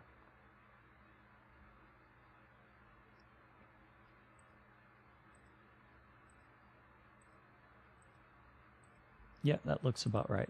Okay, so how do we then go and change the visual graphic? So we got emission, we got shape, which I will look to manipulate later through code.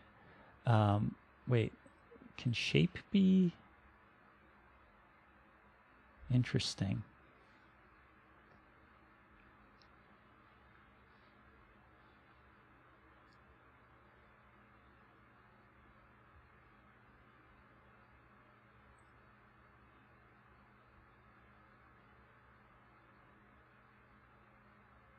I think I'm going to probably end up dynamically generating a quad through script, or having a mesh, because it's going to end up being a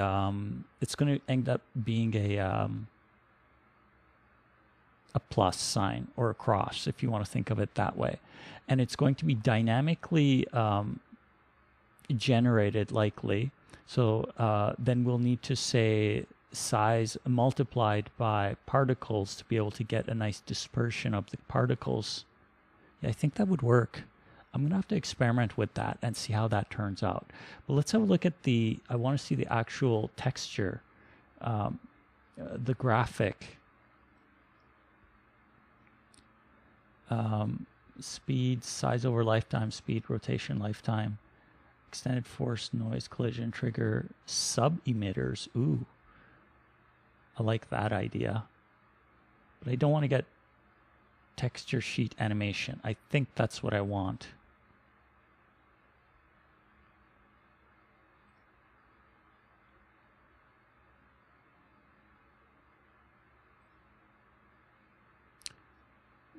Grid and then sprites, because I want to pass in a bunch of different ones and have it play through. Tiles one by one, whole sheet,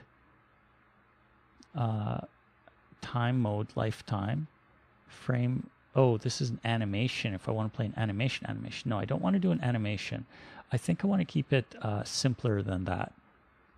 I don't want to play an animation. I want to change the appearance. Where do I do that?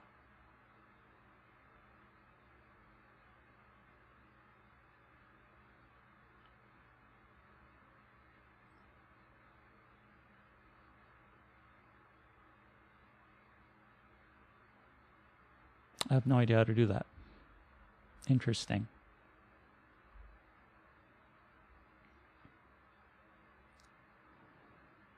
Okay.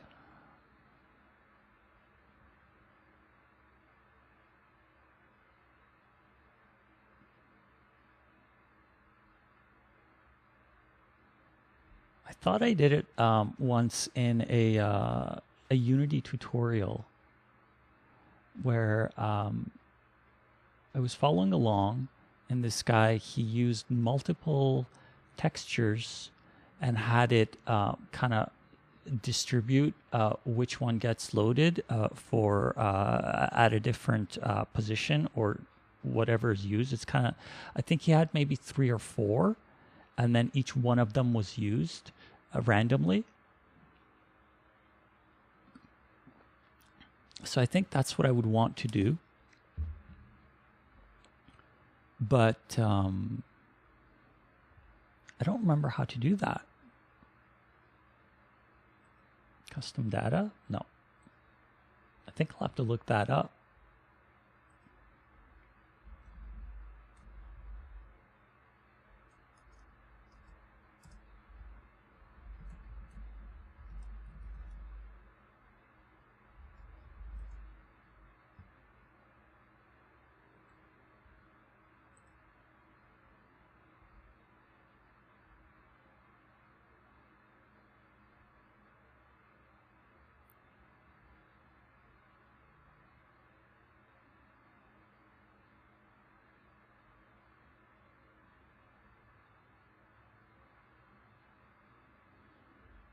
It's inside of render.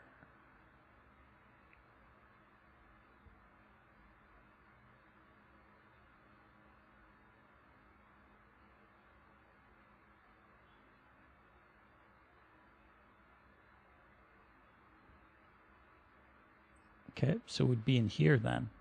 There it is. Okay. So the idea is that I will need to make a new material.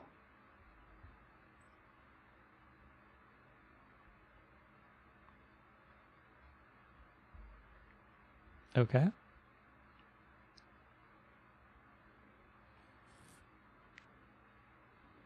We can do a material. So I can make a material for right now, just as a test, a single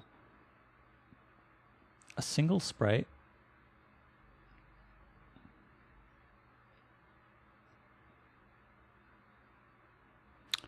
Probably going to be very small.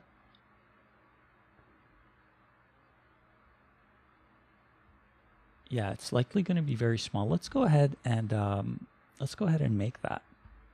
Where's a sprite?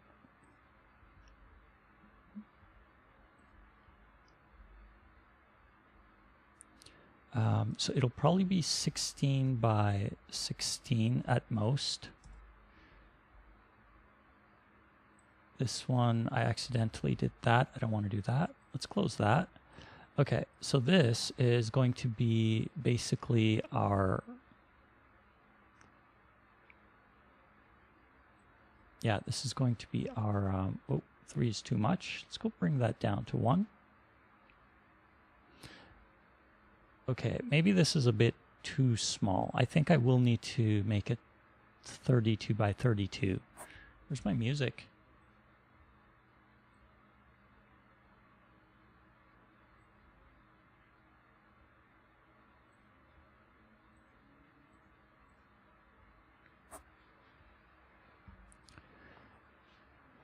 This does seem kind of small, but at the same time, I think it'll be fine for now.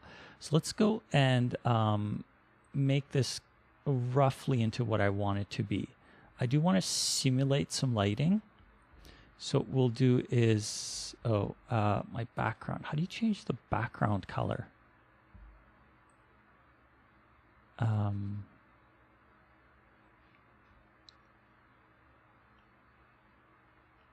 Because my background is gray, but I want to use a gray color.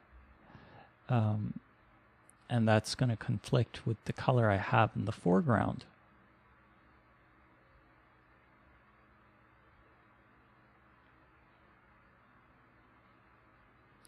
I would like the background color to be a different color. Let's go into preferences. Okay, window, no colors.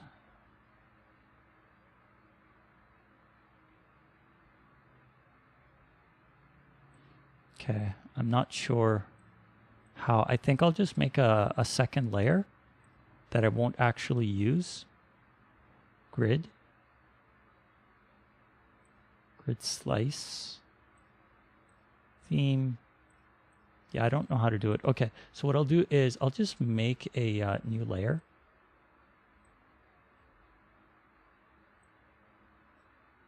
And this one will be my BG. Okay, and we'll make that one the color. Actually, let's make it. What can we make it? Let's make it like a soft blue, I guess. Okay, that way I'll just turn it off when I'm going to export. This one is actually going to be the texture. So what we want is to make this a bit of a gray on the outsides. Let's actually do a search and replace that with this gray.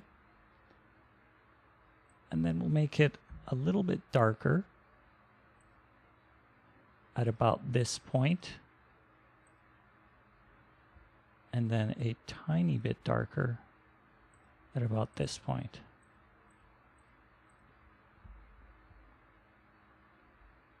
And the inside is going to be pure white. This way, when it goes and it makes a texture out of this, we're going to get a little bit of depth. I think my colors might be too strong for this, though.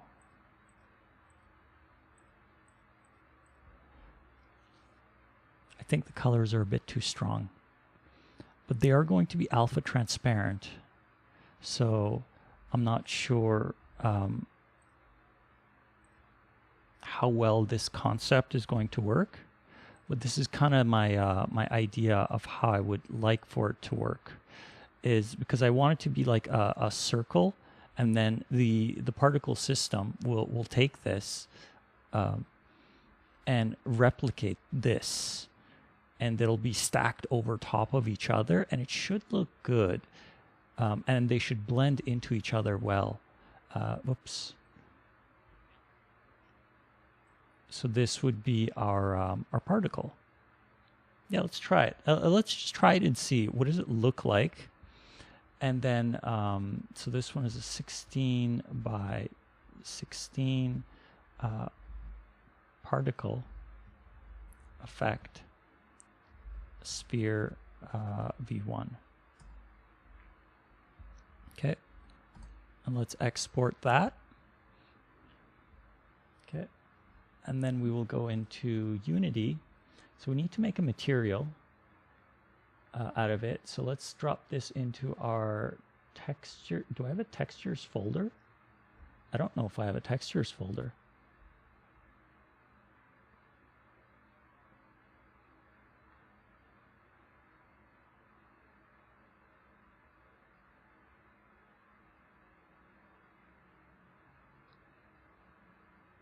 So resources, got images, prefabs. Oh, there's my textures. Okay, and that's my 2.5D texture. So I don't want to put it in there. We'll put it in create folder effects. So we'll put it in here. So I got my particle, and there's my fantastic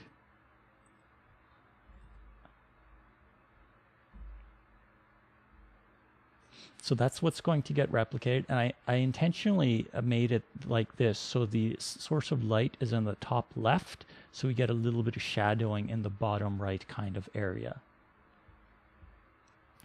So I'm going to drag and drop this into here. This is going to be default. Yes. Generate bitmap. No, I don't think so. Repeat. No. Bilinear point no filter. This one is a 16 by 16, but since we can't go that, I'll make it the next closest. Probably should have made it 32 by 32, but that's okay. Okay, so that's that. So that means we need to make a material out of this. Materials. Create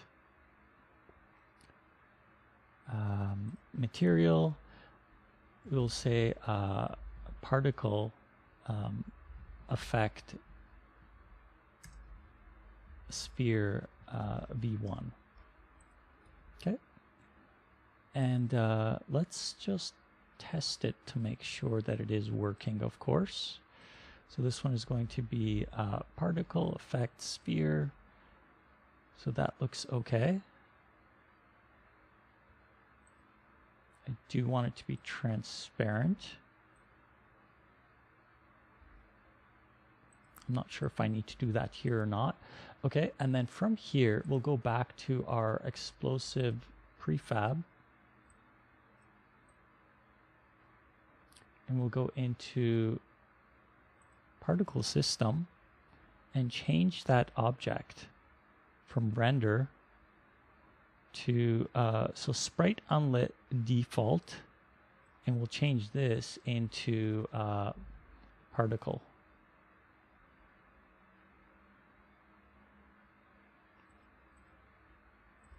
I have no idea how that's going to turn out, but we'll find out very soon.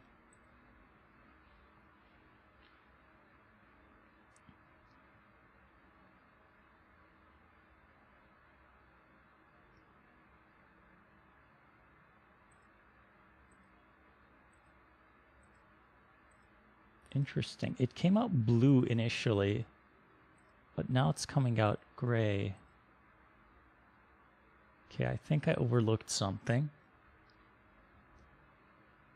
It's affected by light. Oh, yeah, it's not supposed to be affected by light. So let's go back to this.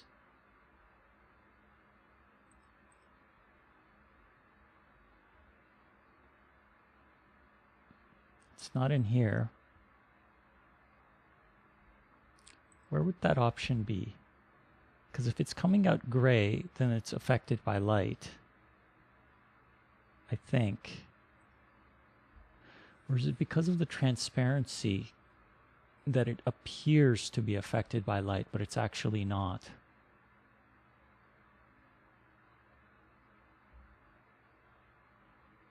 It could be that. Let's go ahead and go into our explosive particle system. Let's play it. They do look gray. I thought it would come out white.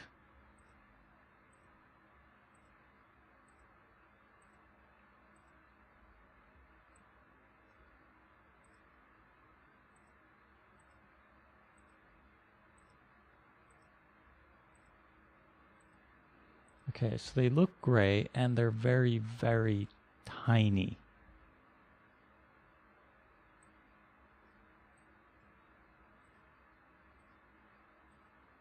I think that's what makes it look gray, is because they're so tiny. Okay, so let's adjust the scale.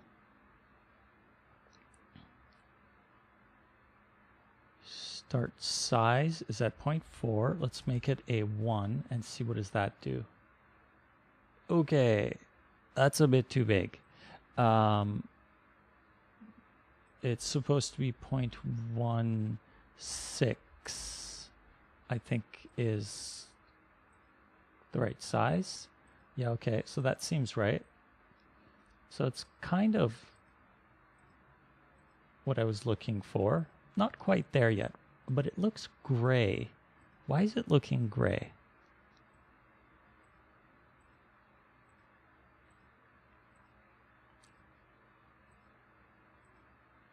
So the transparency is not there.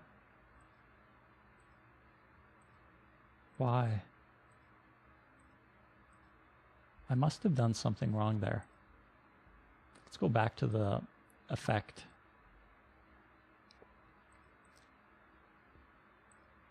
So I selected transparent. Maybe it needs to be opaque.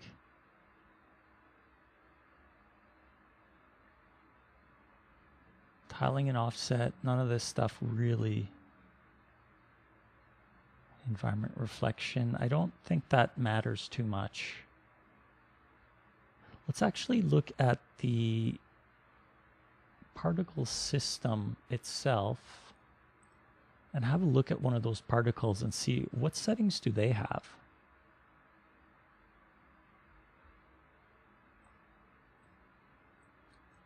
So let's go to default particle.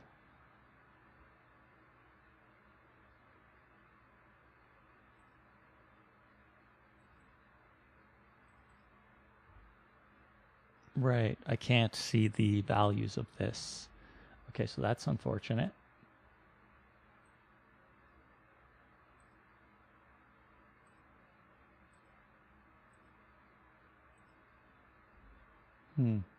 Not what I was thinking. I was hoping for a bit better. I think originally it was Sprite Unlit though. Yeah, I think that's what it was originally. It was Sprite Unlit and, or was it Sprite Default?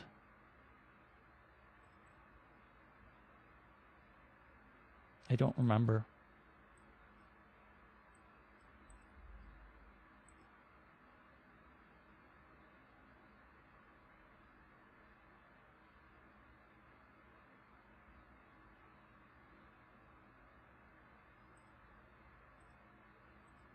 Okay, so that looks kind of what it looked like originally.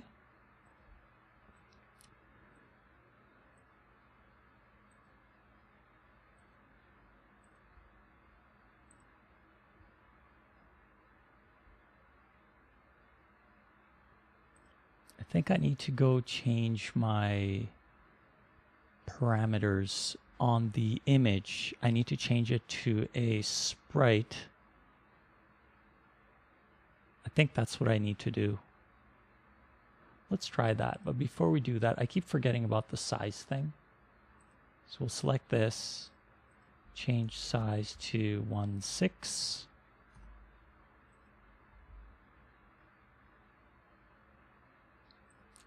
And then we'll change this back to my particle sprite or material that I made. So here,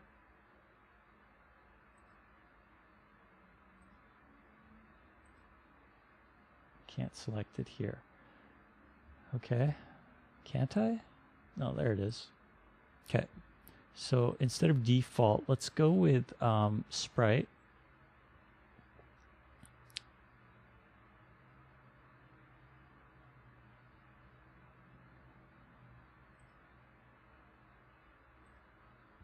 Point no filter, 32.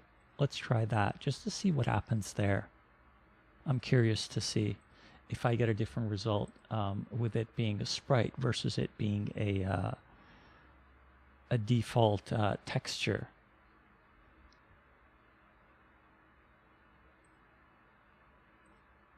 Nope, still coming out gray. I don't understand that. I think it is a light thing.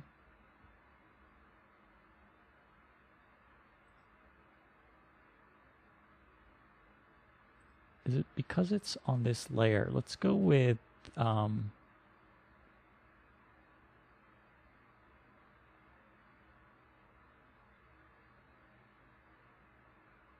I want it to be unaffected by the light though. How do I do that?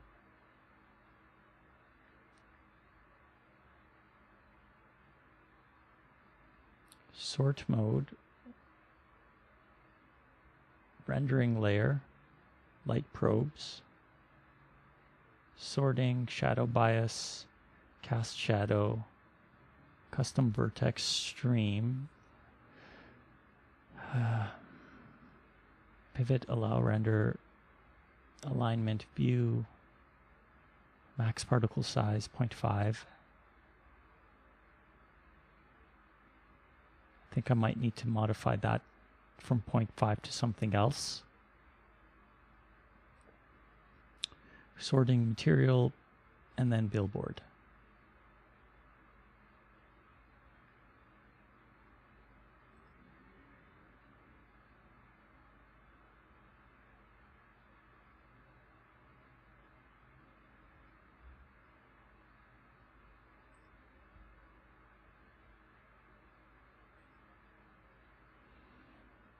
I'm not sure how. So let's go back to this. Sprite and UI.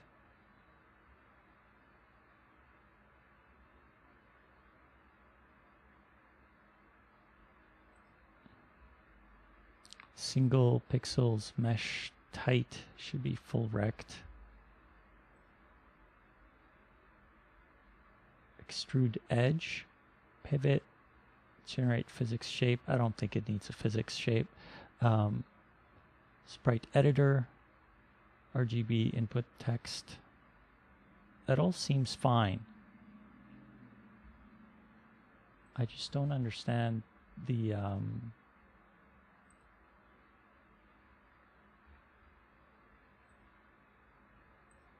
what am I doing wrong? Okay, so this needs to be transparent. This also needs to render face front, blending mode alpha, workflow mode metallic. How do I disable lighting?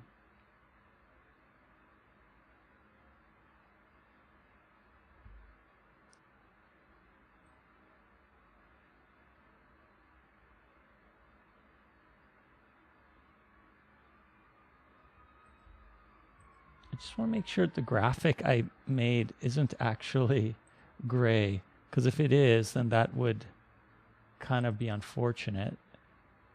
Yeah, so this is what we're supposed to see. Yeah, so that's white.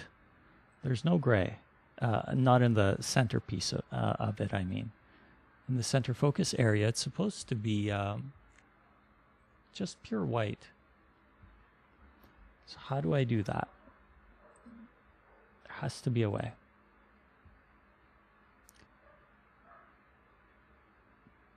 Physics, no, I don't think it's here.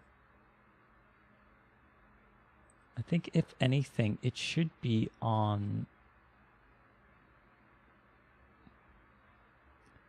the renderer. Sort mode.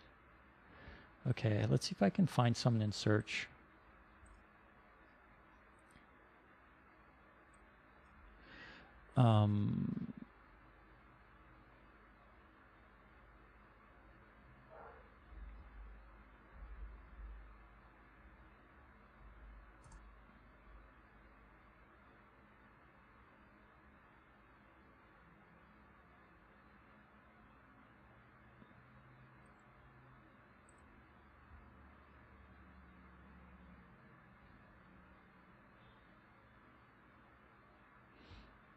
Oh. Okay, I think that's my bad. So when we chose a shader, we chose lit. Okay, that makes sense. Wow. Okay, so we want universal render pipeline. I totally forgot about this. So we want universal render pipeline and we want it to be on lit. That's what we want. That's all we want. Okay. That was so obvious and I completely forgot about it. It's I don't really go into this stuff very often. So now we should see particles. They're still gray. Wow. It's unlit and they're still gray. I don't get it. How are they still gray?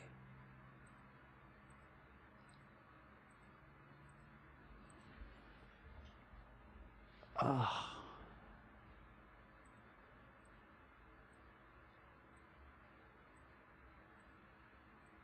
How are they still gray? Okay, maybe I chose the wrong thing. So let's go to Universal Render Pipeline. Instead of unlit, let's go 2D. Sprite unlit default. We will select this, but it looks gray here. I think something is not right. I think I messed something up, and that's why it's coming out gray. Okay, so that gets us our alpha transparency back.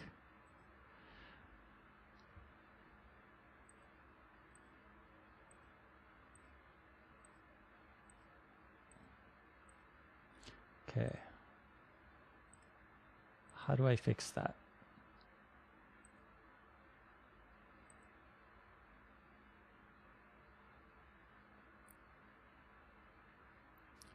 Universal render pipeline, 2D. Oh, that stayed. Oh, I didn't think that would stay. Okay, so this looks kind of gray to me when it's not supposed to be. Oh, okay, so that's my bad. I just realized it was gray. Whoops. That's my bad. It was gray. I just wasn't paying attention. So this was the color. That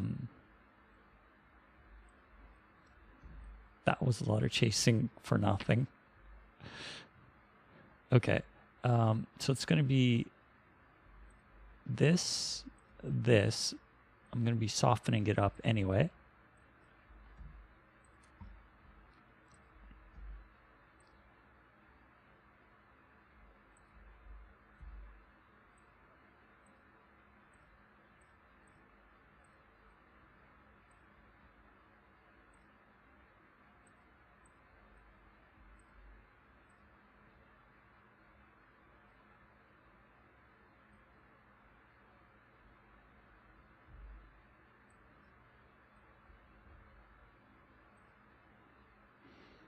Okay, so that's going to be our particle effect now.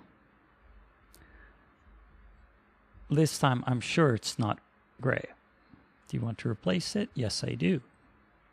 Let's have a look at it.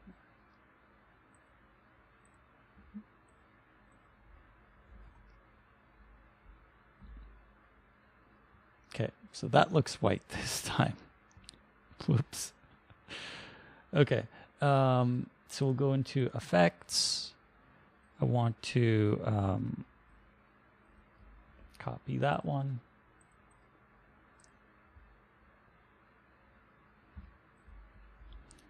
Paste it over. Okay, so let's see what this looks like now. Hopefully it'll look a little bit better. We'll see.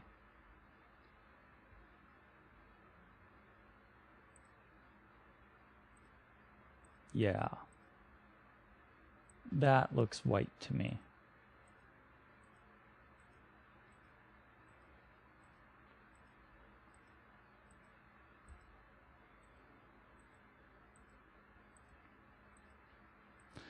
Okay, so now we're slowly starting to get somewhere. Okay, so with that, how do we now make it alternate between different textures?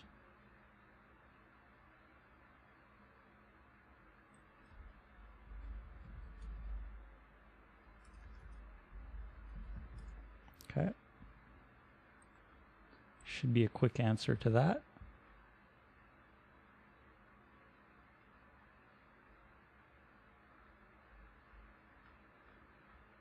Oh, it requires code. Really? I thought you could do it without code. But if it requires code, I don't mind doing it. Oh, that's from 2010. Whoops. A bit too old.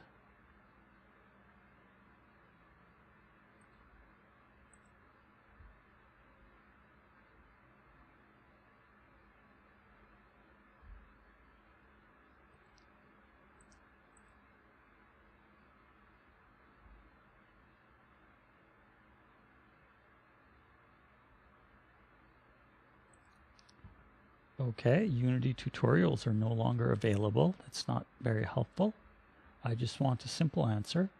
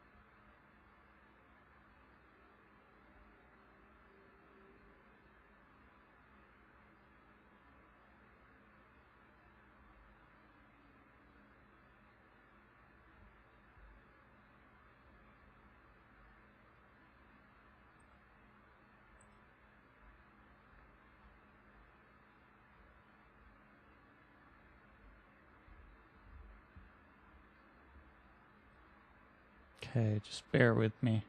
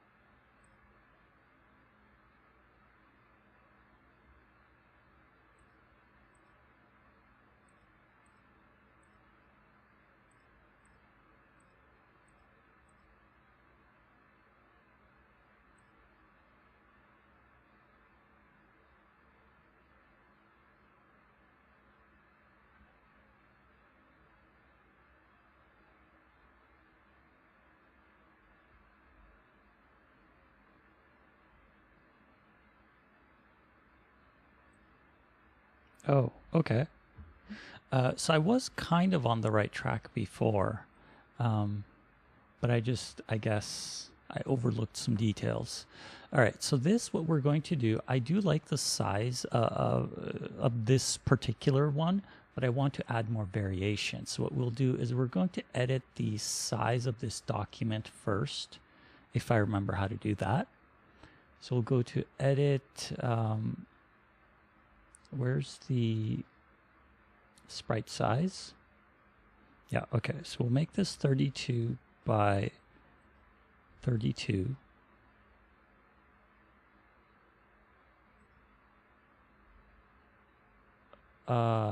No, I don't think that's what I want. I don't want to edit the sprite size. I want to edit the document size. Where do you edit the document size? Canvas size. That's what I want.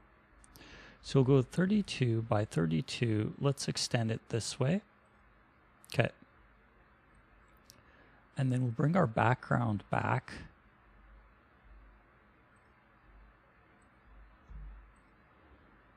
Okay, so that'll be our background. And then what I want to do is I want to kind of make some more patterns out of this. I guess we can leave the background like that. Let's actually do this just to kind of make it stand out a little bit. Make it a bit more white, actually.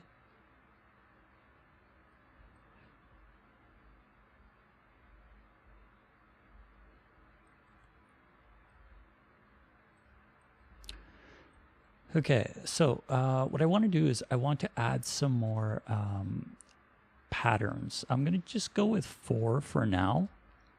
And then if I need to, I'll modify it and add more later. But I think for right now, 4 is going to be good. So let's make another circle, of course, is going to be another one of them. So it'll be a very small circle, I think. Probably this size. Let's center it. Oh, can't quite center this one, but that's okay. It doesn't have to be centered. It's perfectly fine with being not centered. So let's just go ahead and apply some of these color adjustments to it.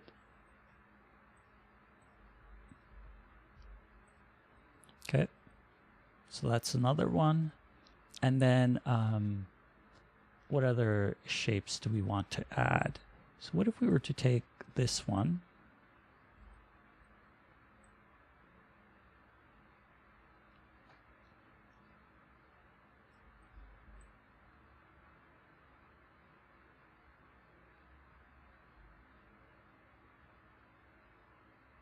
No, I do want to add a bit more variation. So let's make a slightly bigger circle. I want to have two of them kind of next to each other. So if this one was to go onto this one, kind of like this, I guess.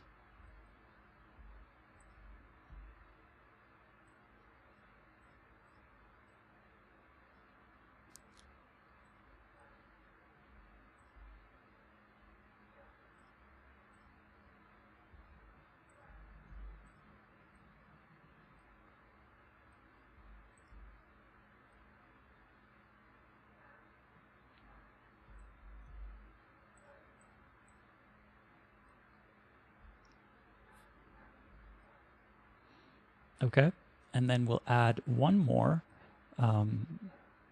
slight bit different. So let's go back to probably this one.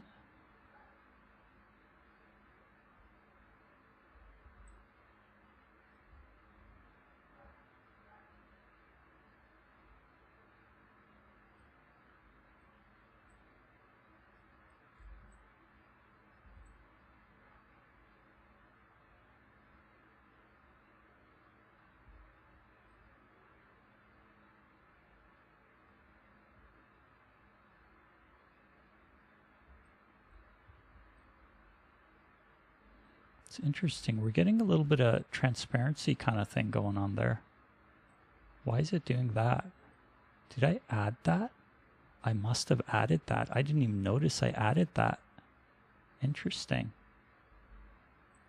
I kind of like it though.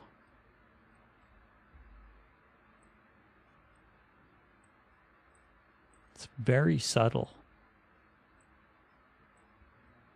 That's what I like about it, is that it's very, very subtle. I think I want to darken it up a tiny bit though.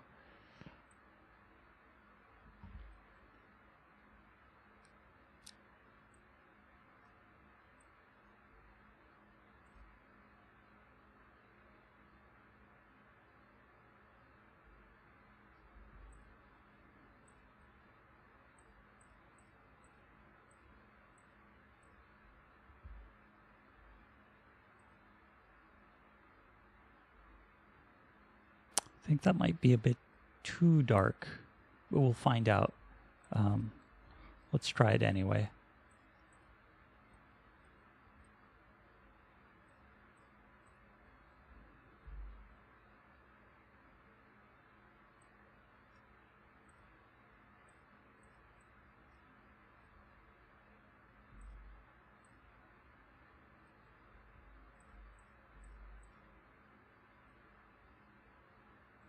Yeah, I do think it's too dark.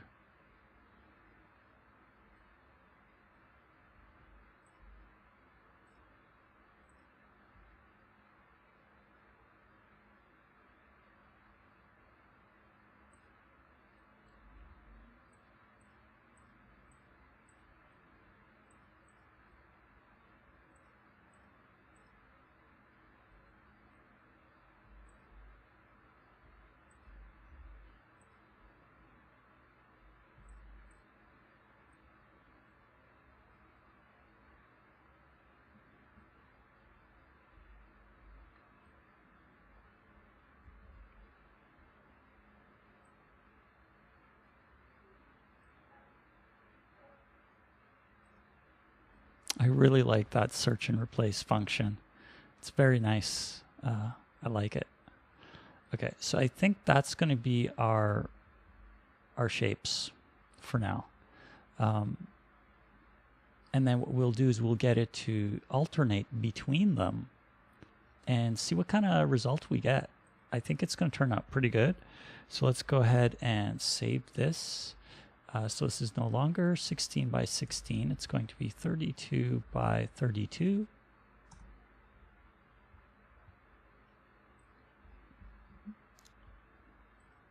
Okay. And we'll go to our particle system.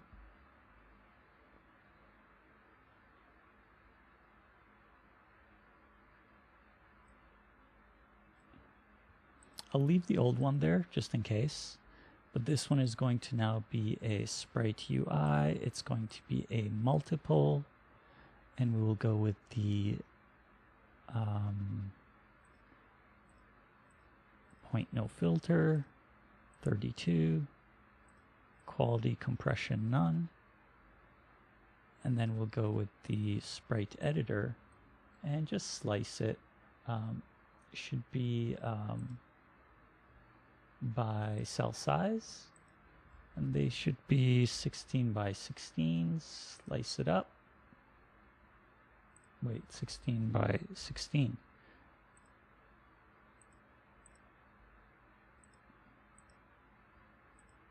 Okay.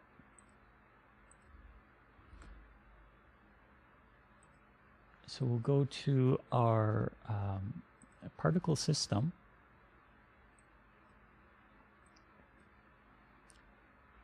And then we're going to go into the texture sheet animation, I believe.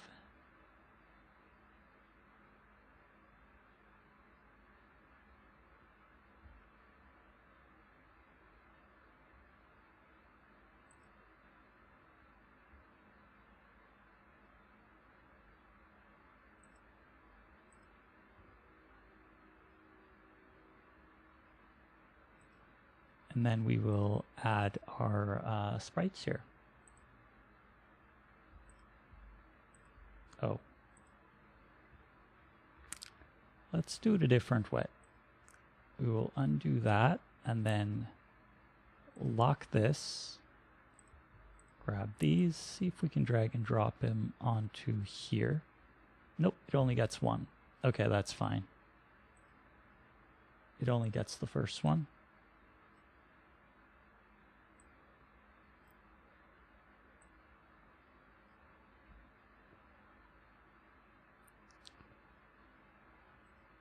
Okay, lifetime, speed, start frame, 0, and cycles. I don't know what cycles are.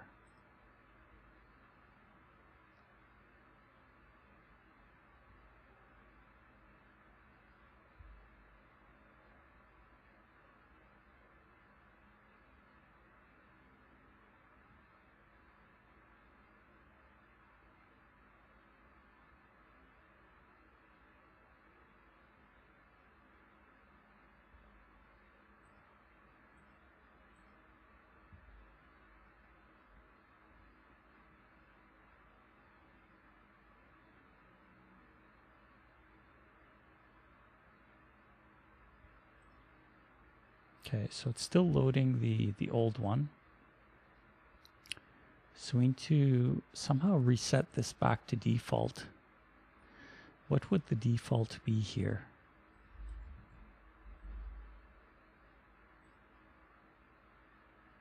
Can we do none? I don't think we're supposed to do none. Yeah, there has to be a material there. I just don't remember what that material was. I think it was a Unity base material. And then we want to change that to use texture sheet animation. So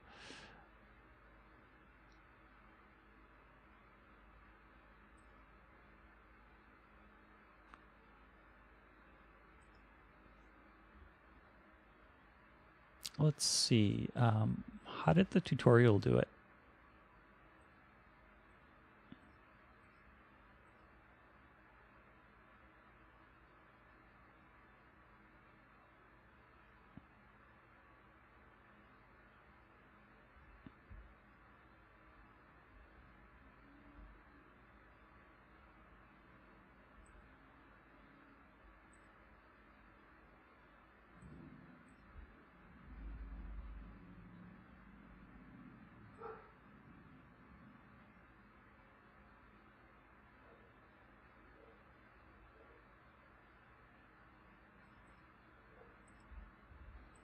I'm not sure if that's the right one. So what I'll do is I'll look at the other, the pickup item and see what we're using there in terms of the particle system.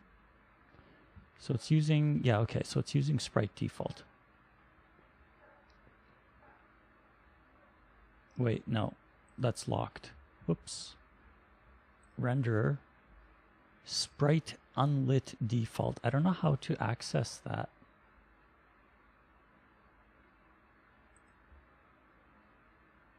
Sprite unlit default is in universal render pipeline materials sprite unlit default.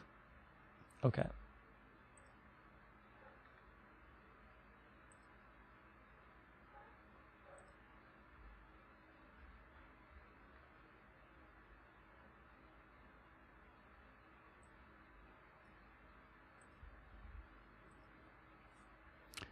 Okay, so that's reset back to how it was before.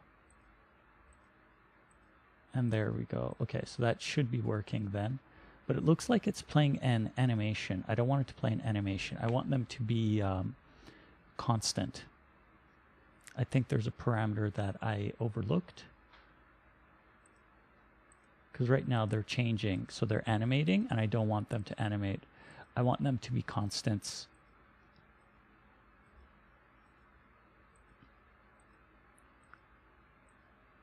I could, I mean, do an animation of sorts, but it's not really what I'm going for in terms of style. So let's see, what do I need to do to set it to be a constant? It is frame over lifetime, I think. Needs to be set to something. Or start frame 0, cycles 1.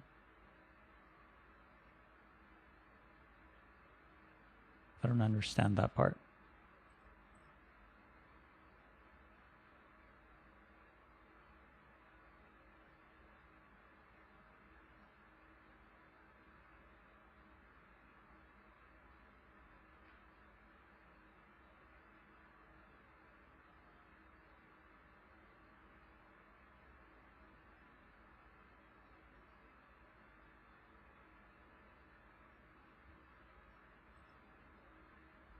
Okay.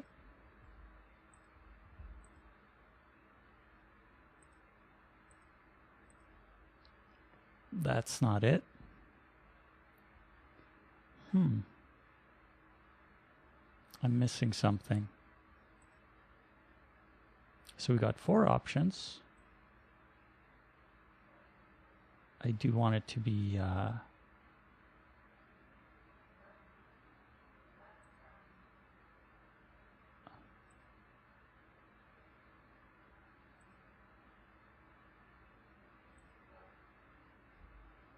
do want it to be, I think, a constant. I'm not sure. Let's try that.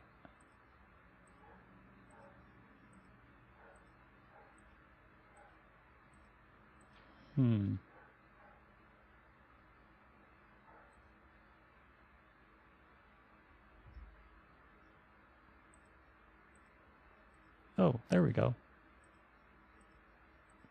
I think that's what I want.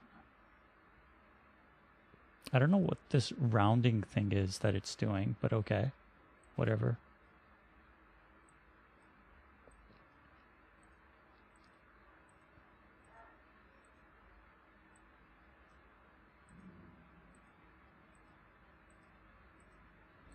It almost looks like bubbles. Okay, I was not really thinking about it that much, but I think it's... So I need to reduce those gray colors a bit. But the overall concept, I think, is still there.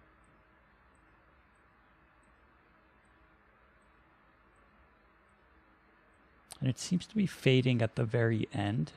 I think I would like it to fade. So I think it's alpha or color over life. Yeah, so it's fading right at the very end.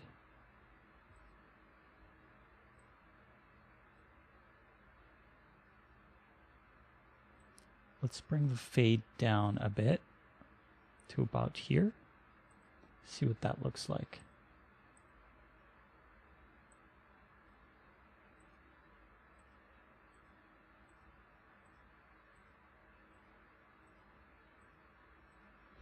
Kind of getting there. You get the idea though, right? We're slowly getting there, but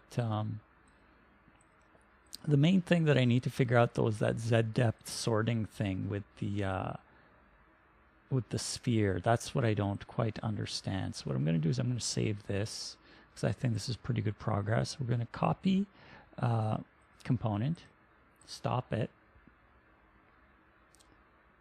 and then paste component values.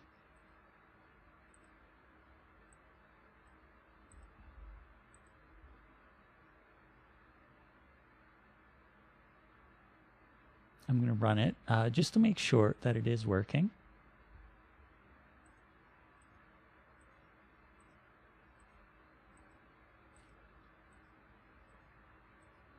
So the animation is still, it feels like it's too long. I don't know why I stopped it. Just need to leave it playing.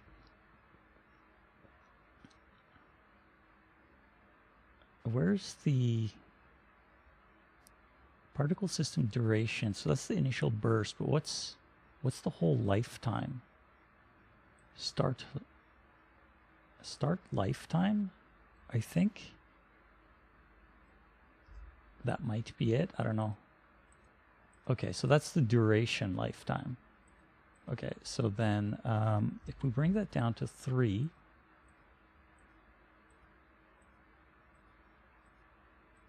it does look like bubbles, but it's kind of getting close to where we want it to be.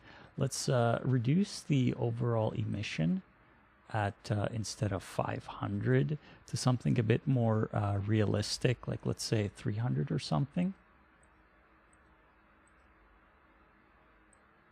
I think that kind of makes a bit more sense.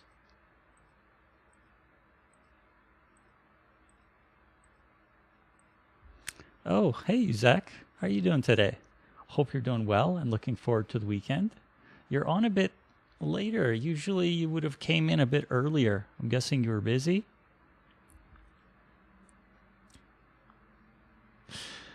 I forgot you streamed today. I was busy rewatching the 12th anniversary video. Oh, that's okay. Oh, that was fun. That was actually really fun. I had a great time. I hope everyone else did too. And yeah, we're going to be doing more of that stuff. Are you aware? I don't know if you are aware, but on the 26th, 20 whatever, what date was it? Our party that I got scheduled, our event. Yeah, so July 26th, it's on Discord. You'll see the event. In the top left, it says one event. If you click on that, you'll see the event that I put in. So that's going to be the next one. I'm going to try and make it a bit more of a regular thing moving forward. Yeah, are there any prizes? I wasn't planning on it. It's more of just have fun and play together kind of event, and I'll be broadcasting it. What would make sense as a prize though, because it's not really a tournament.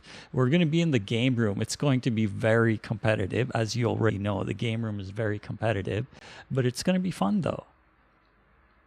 You missed the necklace. Oh, the Halloween event necklace. What was it called? A Mazik's amulet or something? You missed that? Oh, that was a really good item. That was a really good item. How did you miss it? That event was going on for like 2 weeks. Oh, no. That was an event-specific item.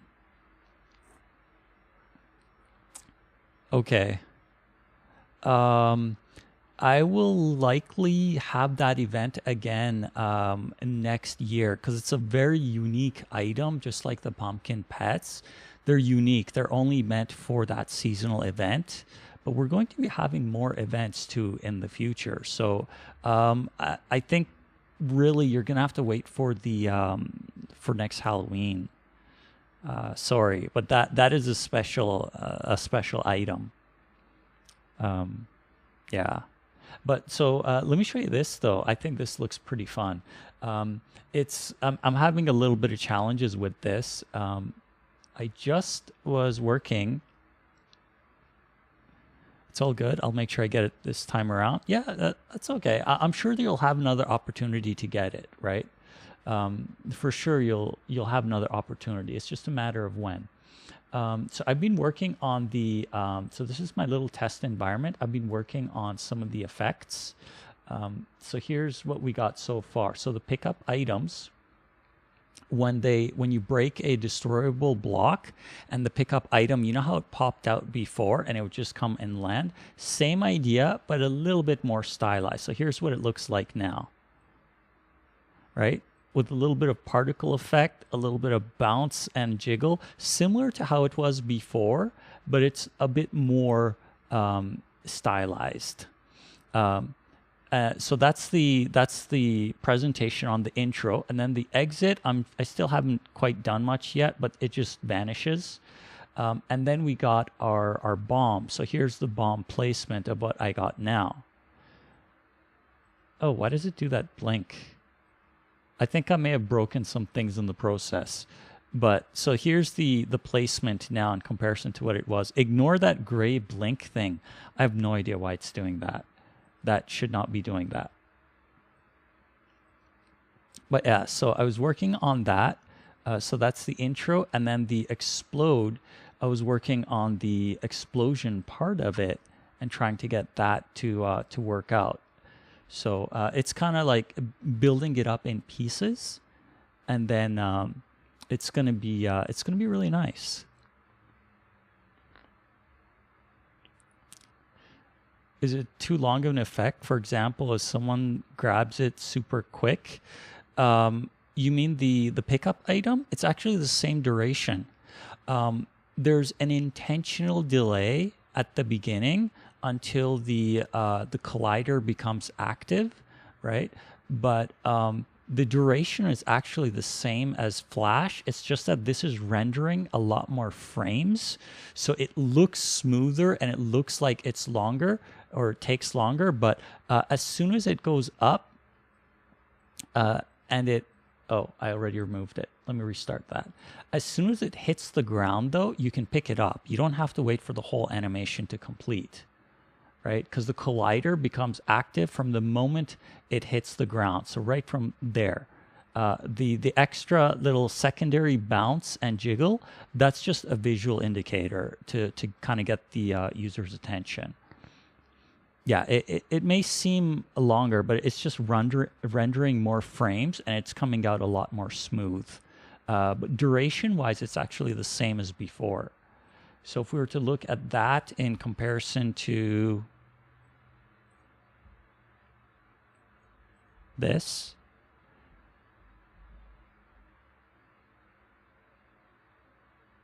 right? Same duration, it just looks different.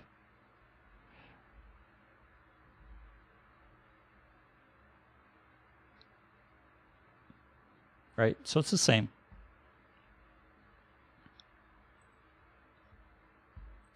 But I've been having some challenges here because I'm learning this stuff, right? I don't know exactly why some things are behaving the way that they do, and that. Okay, there we go. So that weird thing is gone. But here's so this is the bounce now for when you kind of place the explosive.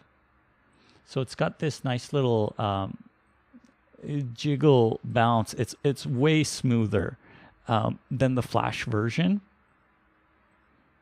right? So this is kind of going to be when you go to place it. So it's still similar to the Flash, but it's slightly different. I'm going to tweak it a bit more. But then, so the challenge that I'm having right now is on the exit. So on the explode, let's go back to here. Let's go activate. That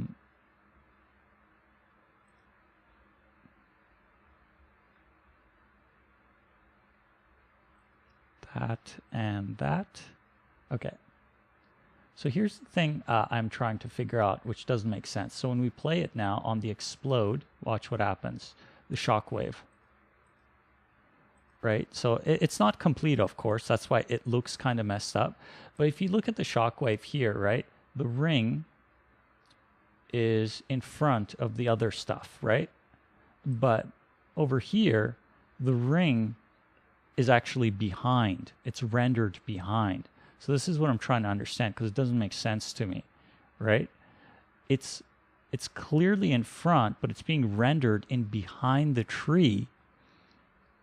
So it looks messed up. It's being rendered in front of this object too, but it's being rendered in behind the tree, which doesn't make sense. So at this point, so this is what's happening. Even though it's in front, right, it thinks it should be rendering in behind, but that's not correct, right? But even though it's clearly in front of this, right? So this object, this quad, is in front of this. But depending on the camera angle of view that you look at it, it renders behind. And I don't get that. I really don't get that. It's not supposed to be doing that. That object is clearly behind. That's why there's Z depth, right? So on the sort, when it's sorting, right, it shouldn't be rendering this at any angle, right, in behind the other one. Like when we go down this way, it doesn't render it in behind. You can see it's going clearly through the ground, right? But then as soon as we get like angle-wise, the camera goes about to here. I don't get it.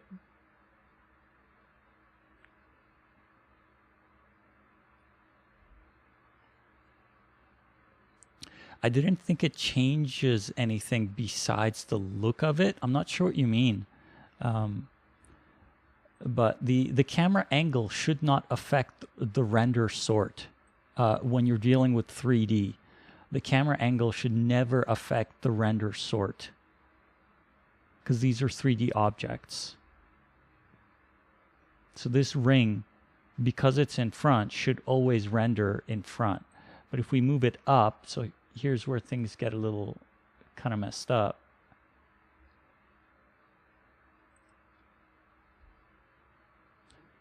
The tree is too husky. Yeah, I don't know about that.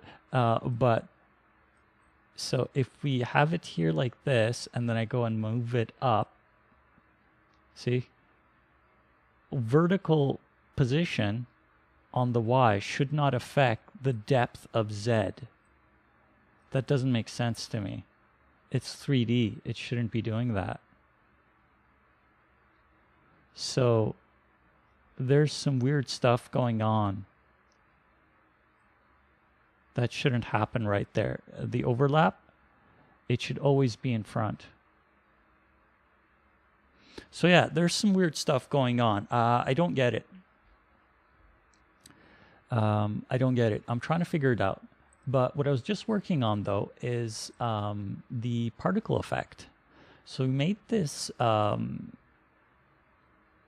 bunch of different effects. So made this over in a Sprite. So you can see there's 4 different patterns. And then the particle system specifically, when you click explode, right, it picks one at random and makes the, so I'm working on the explosion, of course. And it randomly positions it. So we're going to get a bit of a dynamic variation in the explosion, but I'm trying to make it look very stylized, right? That's what I'm trying to do, but it still needs a little bit of work, to be honest, because I'm still like learning it, right?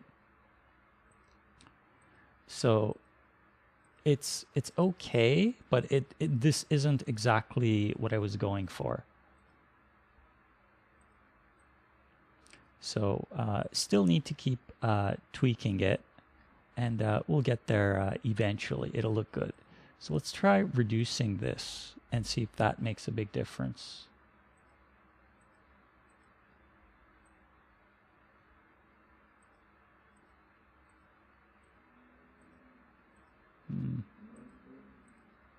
I think 500 is a bit too much. 400 might be better.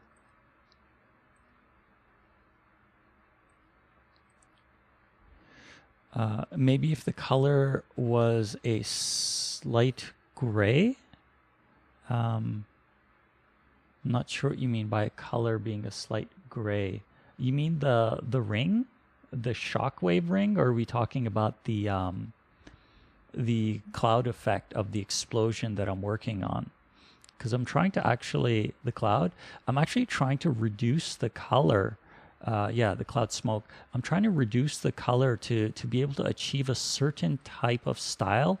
I added these grays as a little bit of a shadowing effect, but I find that they're, in my opinion, I find that they're too strong.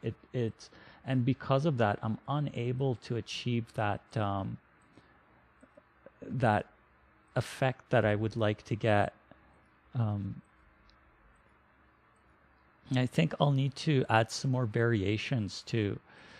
So what I need to do is go back into here, add some more variations. So we'll have more sizes.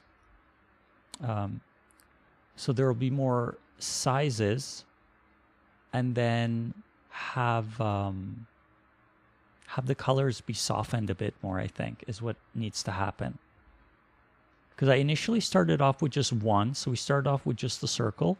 The circle just wasn't enough, or the spear. It wasn't quite enough. So we needed some more variation. I went and I made these, and then it's a bit better, but I feel like it needs a little bit more variation. It looks too predictable, isn't the right word, but it doesn't look quite the way that I would like for it to look. And I think the reason for that is because we need more of the larger sizes. So let's try that real quick. How are we doing for time, actually? Oh, wow. Okay, so I'm running a little bit low on time here, but let's try and do this real quickly. So instead of 32 by 32, we'll go 64 by 64. Okay. And then what I want to do is let's soften up these colors maybe a little bit. Now let's make the different shapes first. So what I want to do is make some bigger spears. Maybe even one bigger one, or just, I don't know, we'll see. I'll just make something and see kind of what fits or what doesn't. So I definitely want a bigger one. So we'll go with something about that size.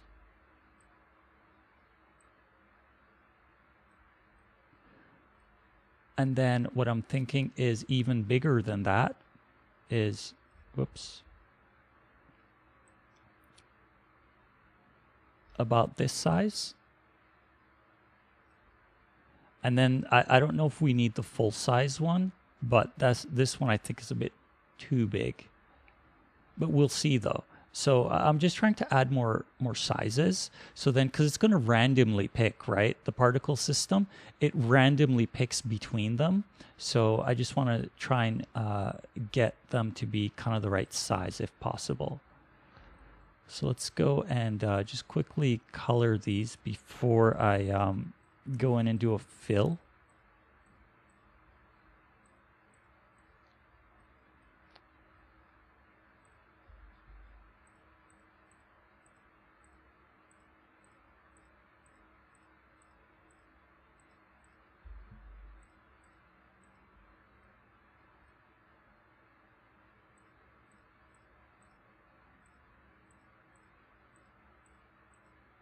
I could have probably done a search and replace. That would have been faster now that I think about it, but whatever. Okay. And then let's do fill, fill, fill. And then I want to add a little bit of the shadowing.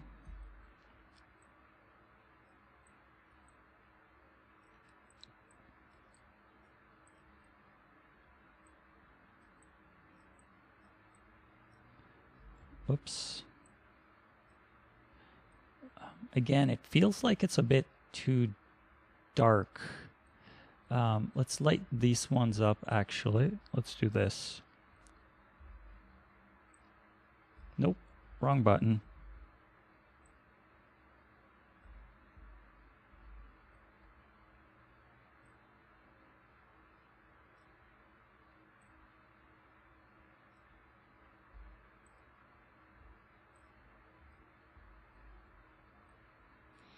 Okay, and then we'll add that little bit of a blue, even though it's not really noticeable, because it is a cloud kind of smoke. I want to have a tiny touch of blue in there.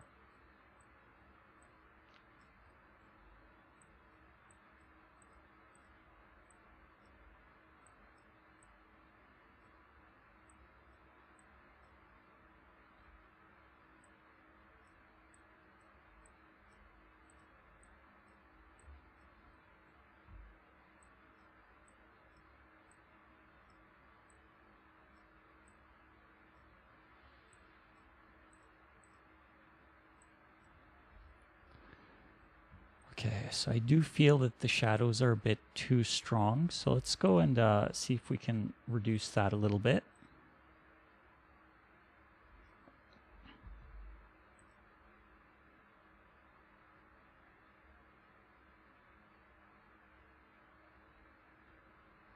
Wait, these are still here. I thought I searched and replaced those. Didn't I? I thought I did. I must have done something incorrectly. Whatever. I'll just do it manually real quick. I'm running a bit low on time. I do apologize for that, but I do need to get going in a little bit. Okay, so that's going to be my shadows. I think it's better lighter. It gives it a bit more stylized. Whoops.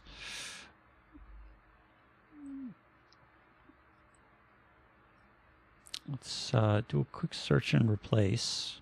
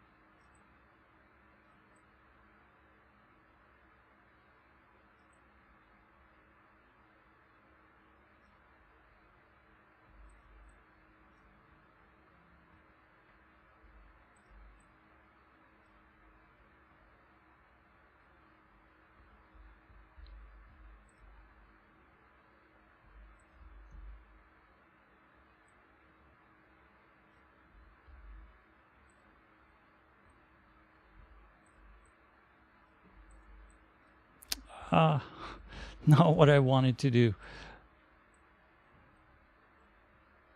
Okay, whatever. It's close enough. Okay, so I'm going to try this and see if this one comes out better. Because I intentionally want to have some more variation into that effect. So this one is going to be 64 by 64. I still have the other ones. But let's see how this turns out. Okay, so back over to Unity. We'll need to stop this. And we'll go into our, I forget where it was now, into our effects. Nope. Interesting. I thought I put that into here. Didn't I? I guess not, obviously. Where are these? Oh, they're in textures, right? Okay, because it is a texture. Okay, so let's bring the 64 by 64 one. Okay, so that looks okay. We'll drag and drop that into here. And we'll do the same thing.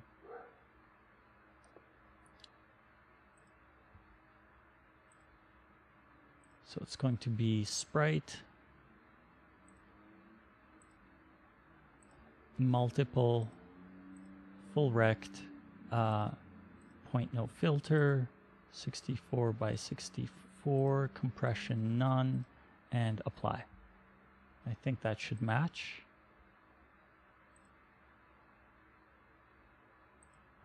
Oh, this one was on tight. It's supposed to be full rect, but that's fine. I think it should be fine.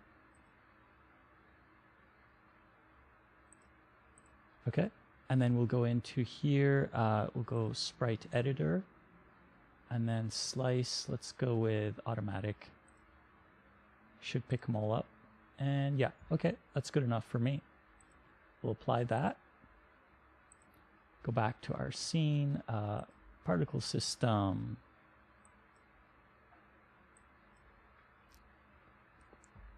Okay, so let's remove these because I want them to all come from the same atlas or sprite sheet. So we'll replace that one, and then we will add some more. Whoops. I don't like it when that happens, so let's lock it.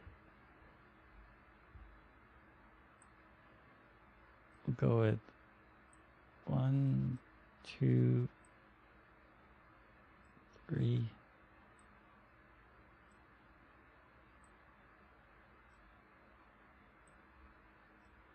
Okay.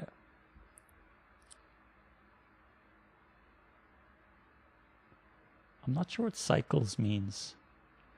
Specify how many times the animation will loop during the lifetime of the particle. It will not loop. It will not loop at all. Start frame.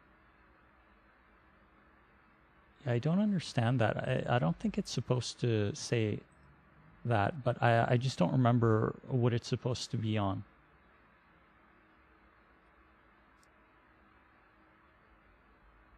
Okay, so let's try that again. So when we play,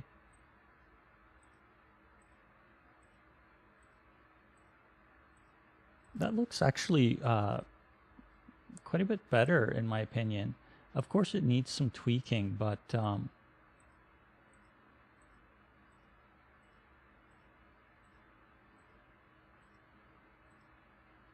what do you think? Looks better? Yeah, I think so too. That made quite the difference, actually. I feel like it really did make quite the difference.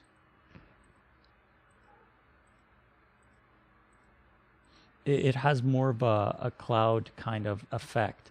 But what we need to do is increase the speed of, or the duration. Oh, I thought I did change the duration.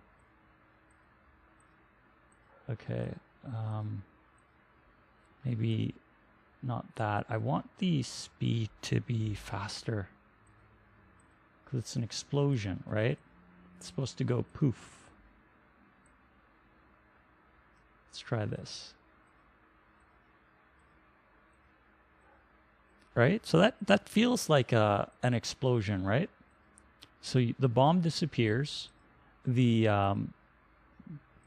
smoke comes up. Of course, it'll be sped up over time, but yeah, I think so too.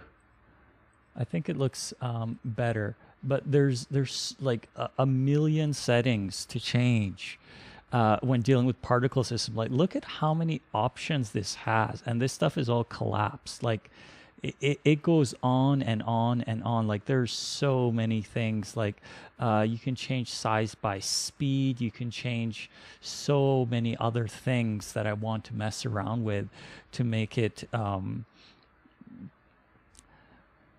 You like how the bomb shrinks out of existence? Yeah, it's actually, that was just I haven't even touched that yet. It's supposed to look better than that, and it will.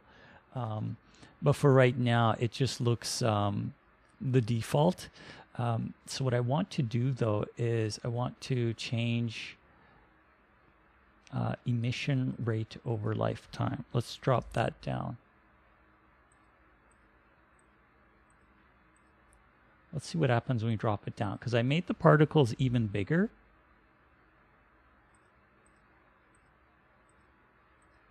Okay, so that's too few. I think 300 might be the sweet spot there for that. Yeah.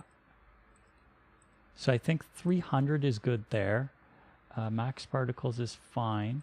And then let's see what happens if we take the speed up even higher. I'm not sure if that's making a difference. So let's take the speed, start speed down to 1. Okay, so that's just the distance it travels. So I think 4 was okay.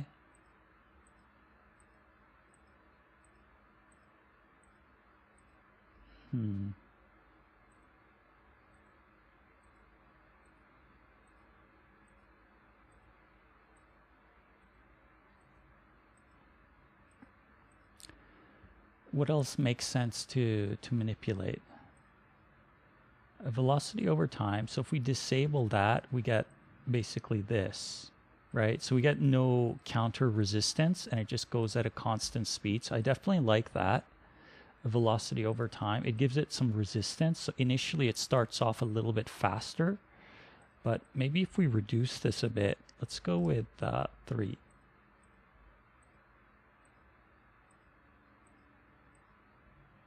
And then let's make it higher.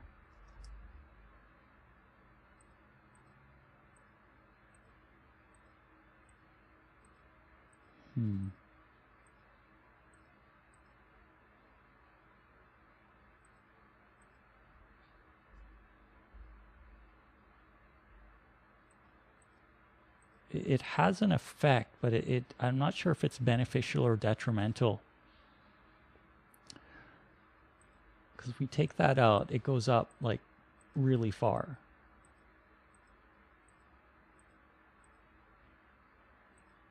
Velocity over time. Separate axes. No, I don't want to do that. We just want it on the Y. What happens if we adjust speed? Let's go to 4.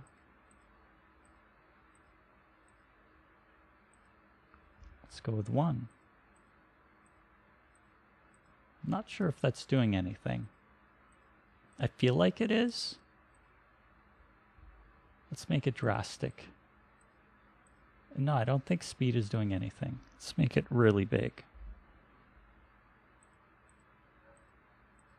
Okay, so that's not doing anything. But if we go down, if we set it to, let's say, 0, I'm not sure that's doing anything. This definitely has an effect. So the dampening, at least I thought it did.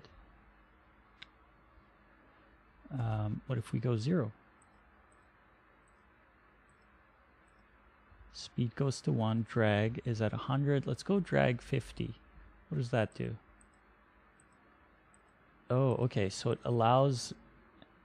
Okay, so I think drag is maybe the one that we want to be manipulating. Because if we go drag 10... Okay, yeah, I think that makes more sense. So at 50...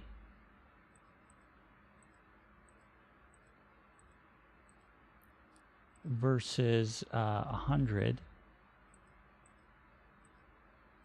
Yeah, 100 really kind of gives it a lot more resistance going upward. So it almost seems like it's slower, but it's really not.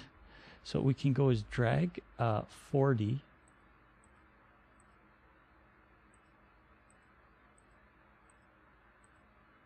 Yeah, I think lower drag makes sense. Can we increase the speed though? Let's go with something really high. Okay, so that's a bit too fast. Let's go with 6.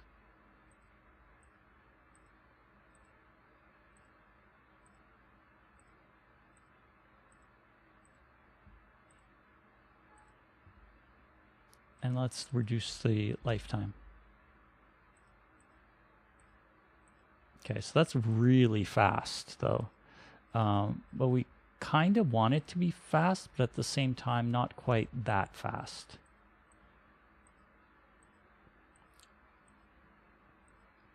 But I think for an explosion, so the way it's going to work is there's going to be the smoke, there's going to be the bomb disappearing, and there's going to be the shockwave, if I can get that to work. I don't know if I will be able to. Explosion, shockwave. Let's re-enable that. Enable, okay. So shockwave is back. So it's going to be, of course, the shockwave is not completed, but that's kind of the idea, is all three of those together in the right sequence, like complementing each other. That's going to be the effect. Of course, right now it does look messed up, but it will look a lot better once I figure these things out. So we'll see. I don't know. It's end of day for me. I can't really think that well right now, but I do want to save this progress. So what we'll do is we will select our particle system, select copy component, stop it, and then paste component values. Well, let's just play it just to make sure.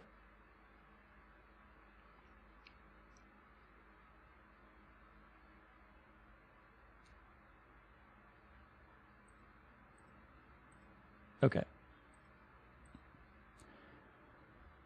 So yeah, that's going to be the new explosion. I didn't actually really do any coding this whole broadcast, but that's kind of going to be the explosion. And I really want it to look good, because what I'm trying to do is first figure out how to make it look good. And then what I'll be doing is I'll be going in and manipulating the shape. Where's the shape? So the shape is right now this cube. That's what's emitting. But not sure what happened there. So this cube is what's emitting it, right? And then what I'm going to do is, because it's a texture, I'm hoping I can manipulate the texture, and that way turn it into the cross for the explosion, because our explosions, it's not just one singular cell position, right? It's multiple grouped together. And before we had explosions and they would each happen on the individual cells. But then if I do it that way, then that means I need to put a separate particle effect on every single one of those and then play all of them. I think it would be better resource-wise, or at least it logically makes more sense to manipulate the shape that emits the particles if I can. That way I can dynamically manipulate it through script with some calculations, of course, and then that will be our emitter of the explosion, and it'll look way better than the previous Flash version. It'll look really nice when we're done with it. I'm looking forward to it, but yeah, so that's what I'm working on right now, is these effects, and just kind of having some fun with it. Anyway, so I hope you guys enjoyed the show, and if you like it, of course, and if you aren't already, definitely follow. This video, like all the other ones, is going to be on YouTube. If you want to watch anything of any of the broadcasts that I've done, everything should pretty much be archived onto YouTube, except for some stuff that I missed. But those, I don't think anyone really cares too much about those that are older videos now anyway. But so that's going to be it for me today. So thank you for watching, and next broadcast will be on Tuesday, Friday. Okay, that's it. Have a great night. Have a great weekend.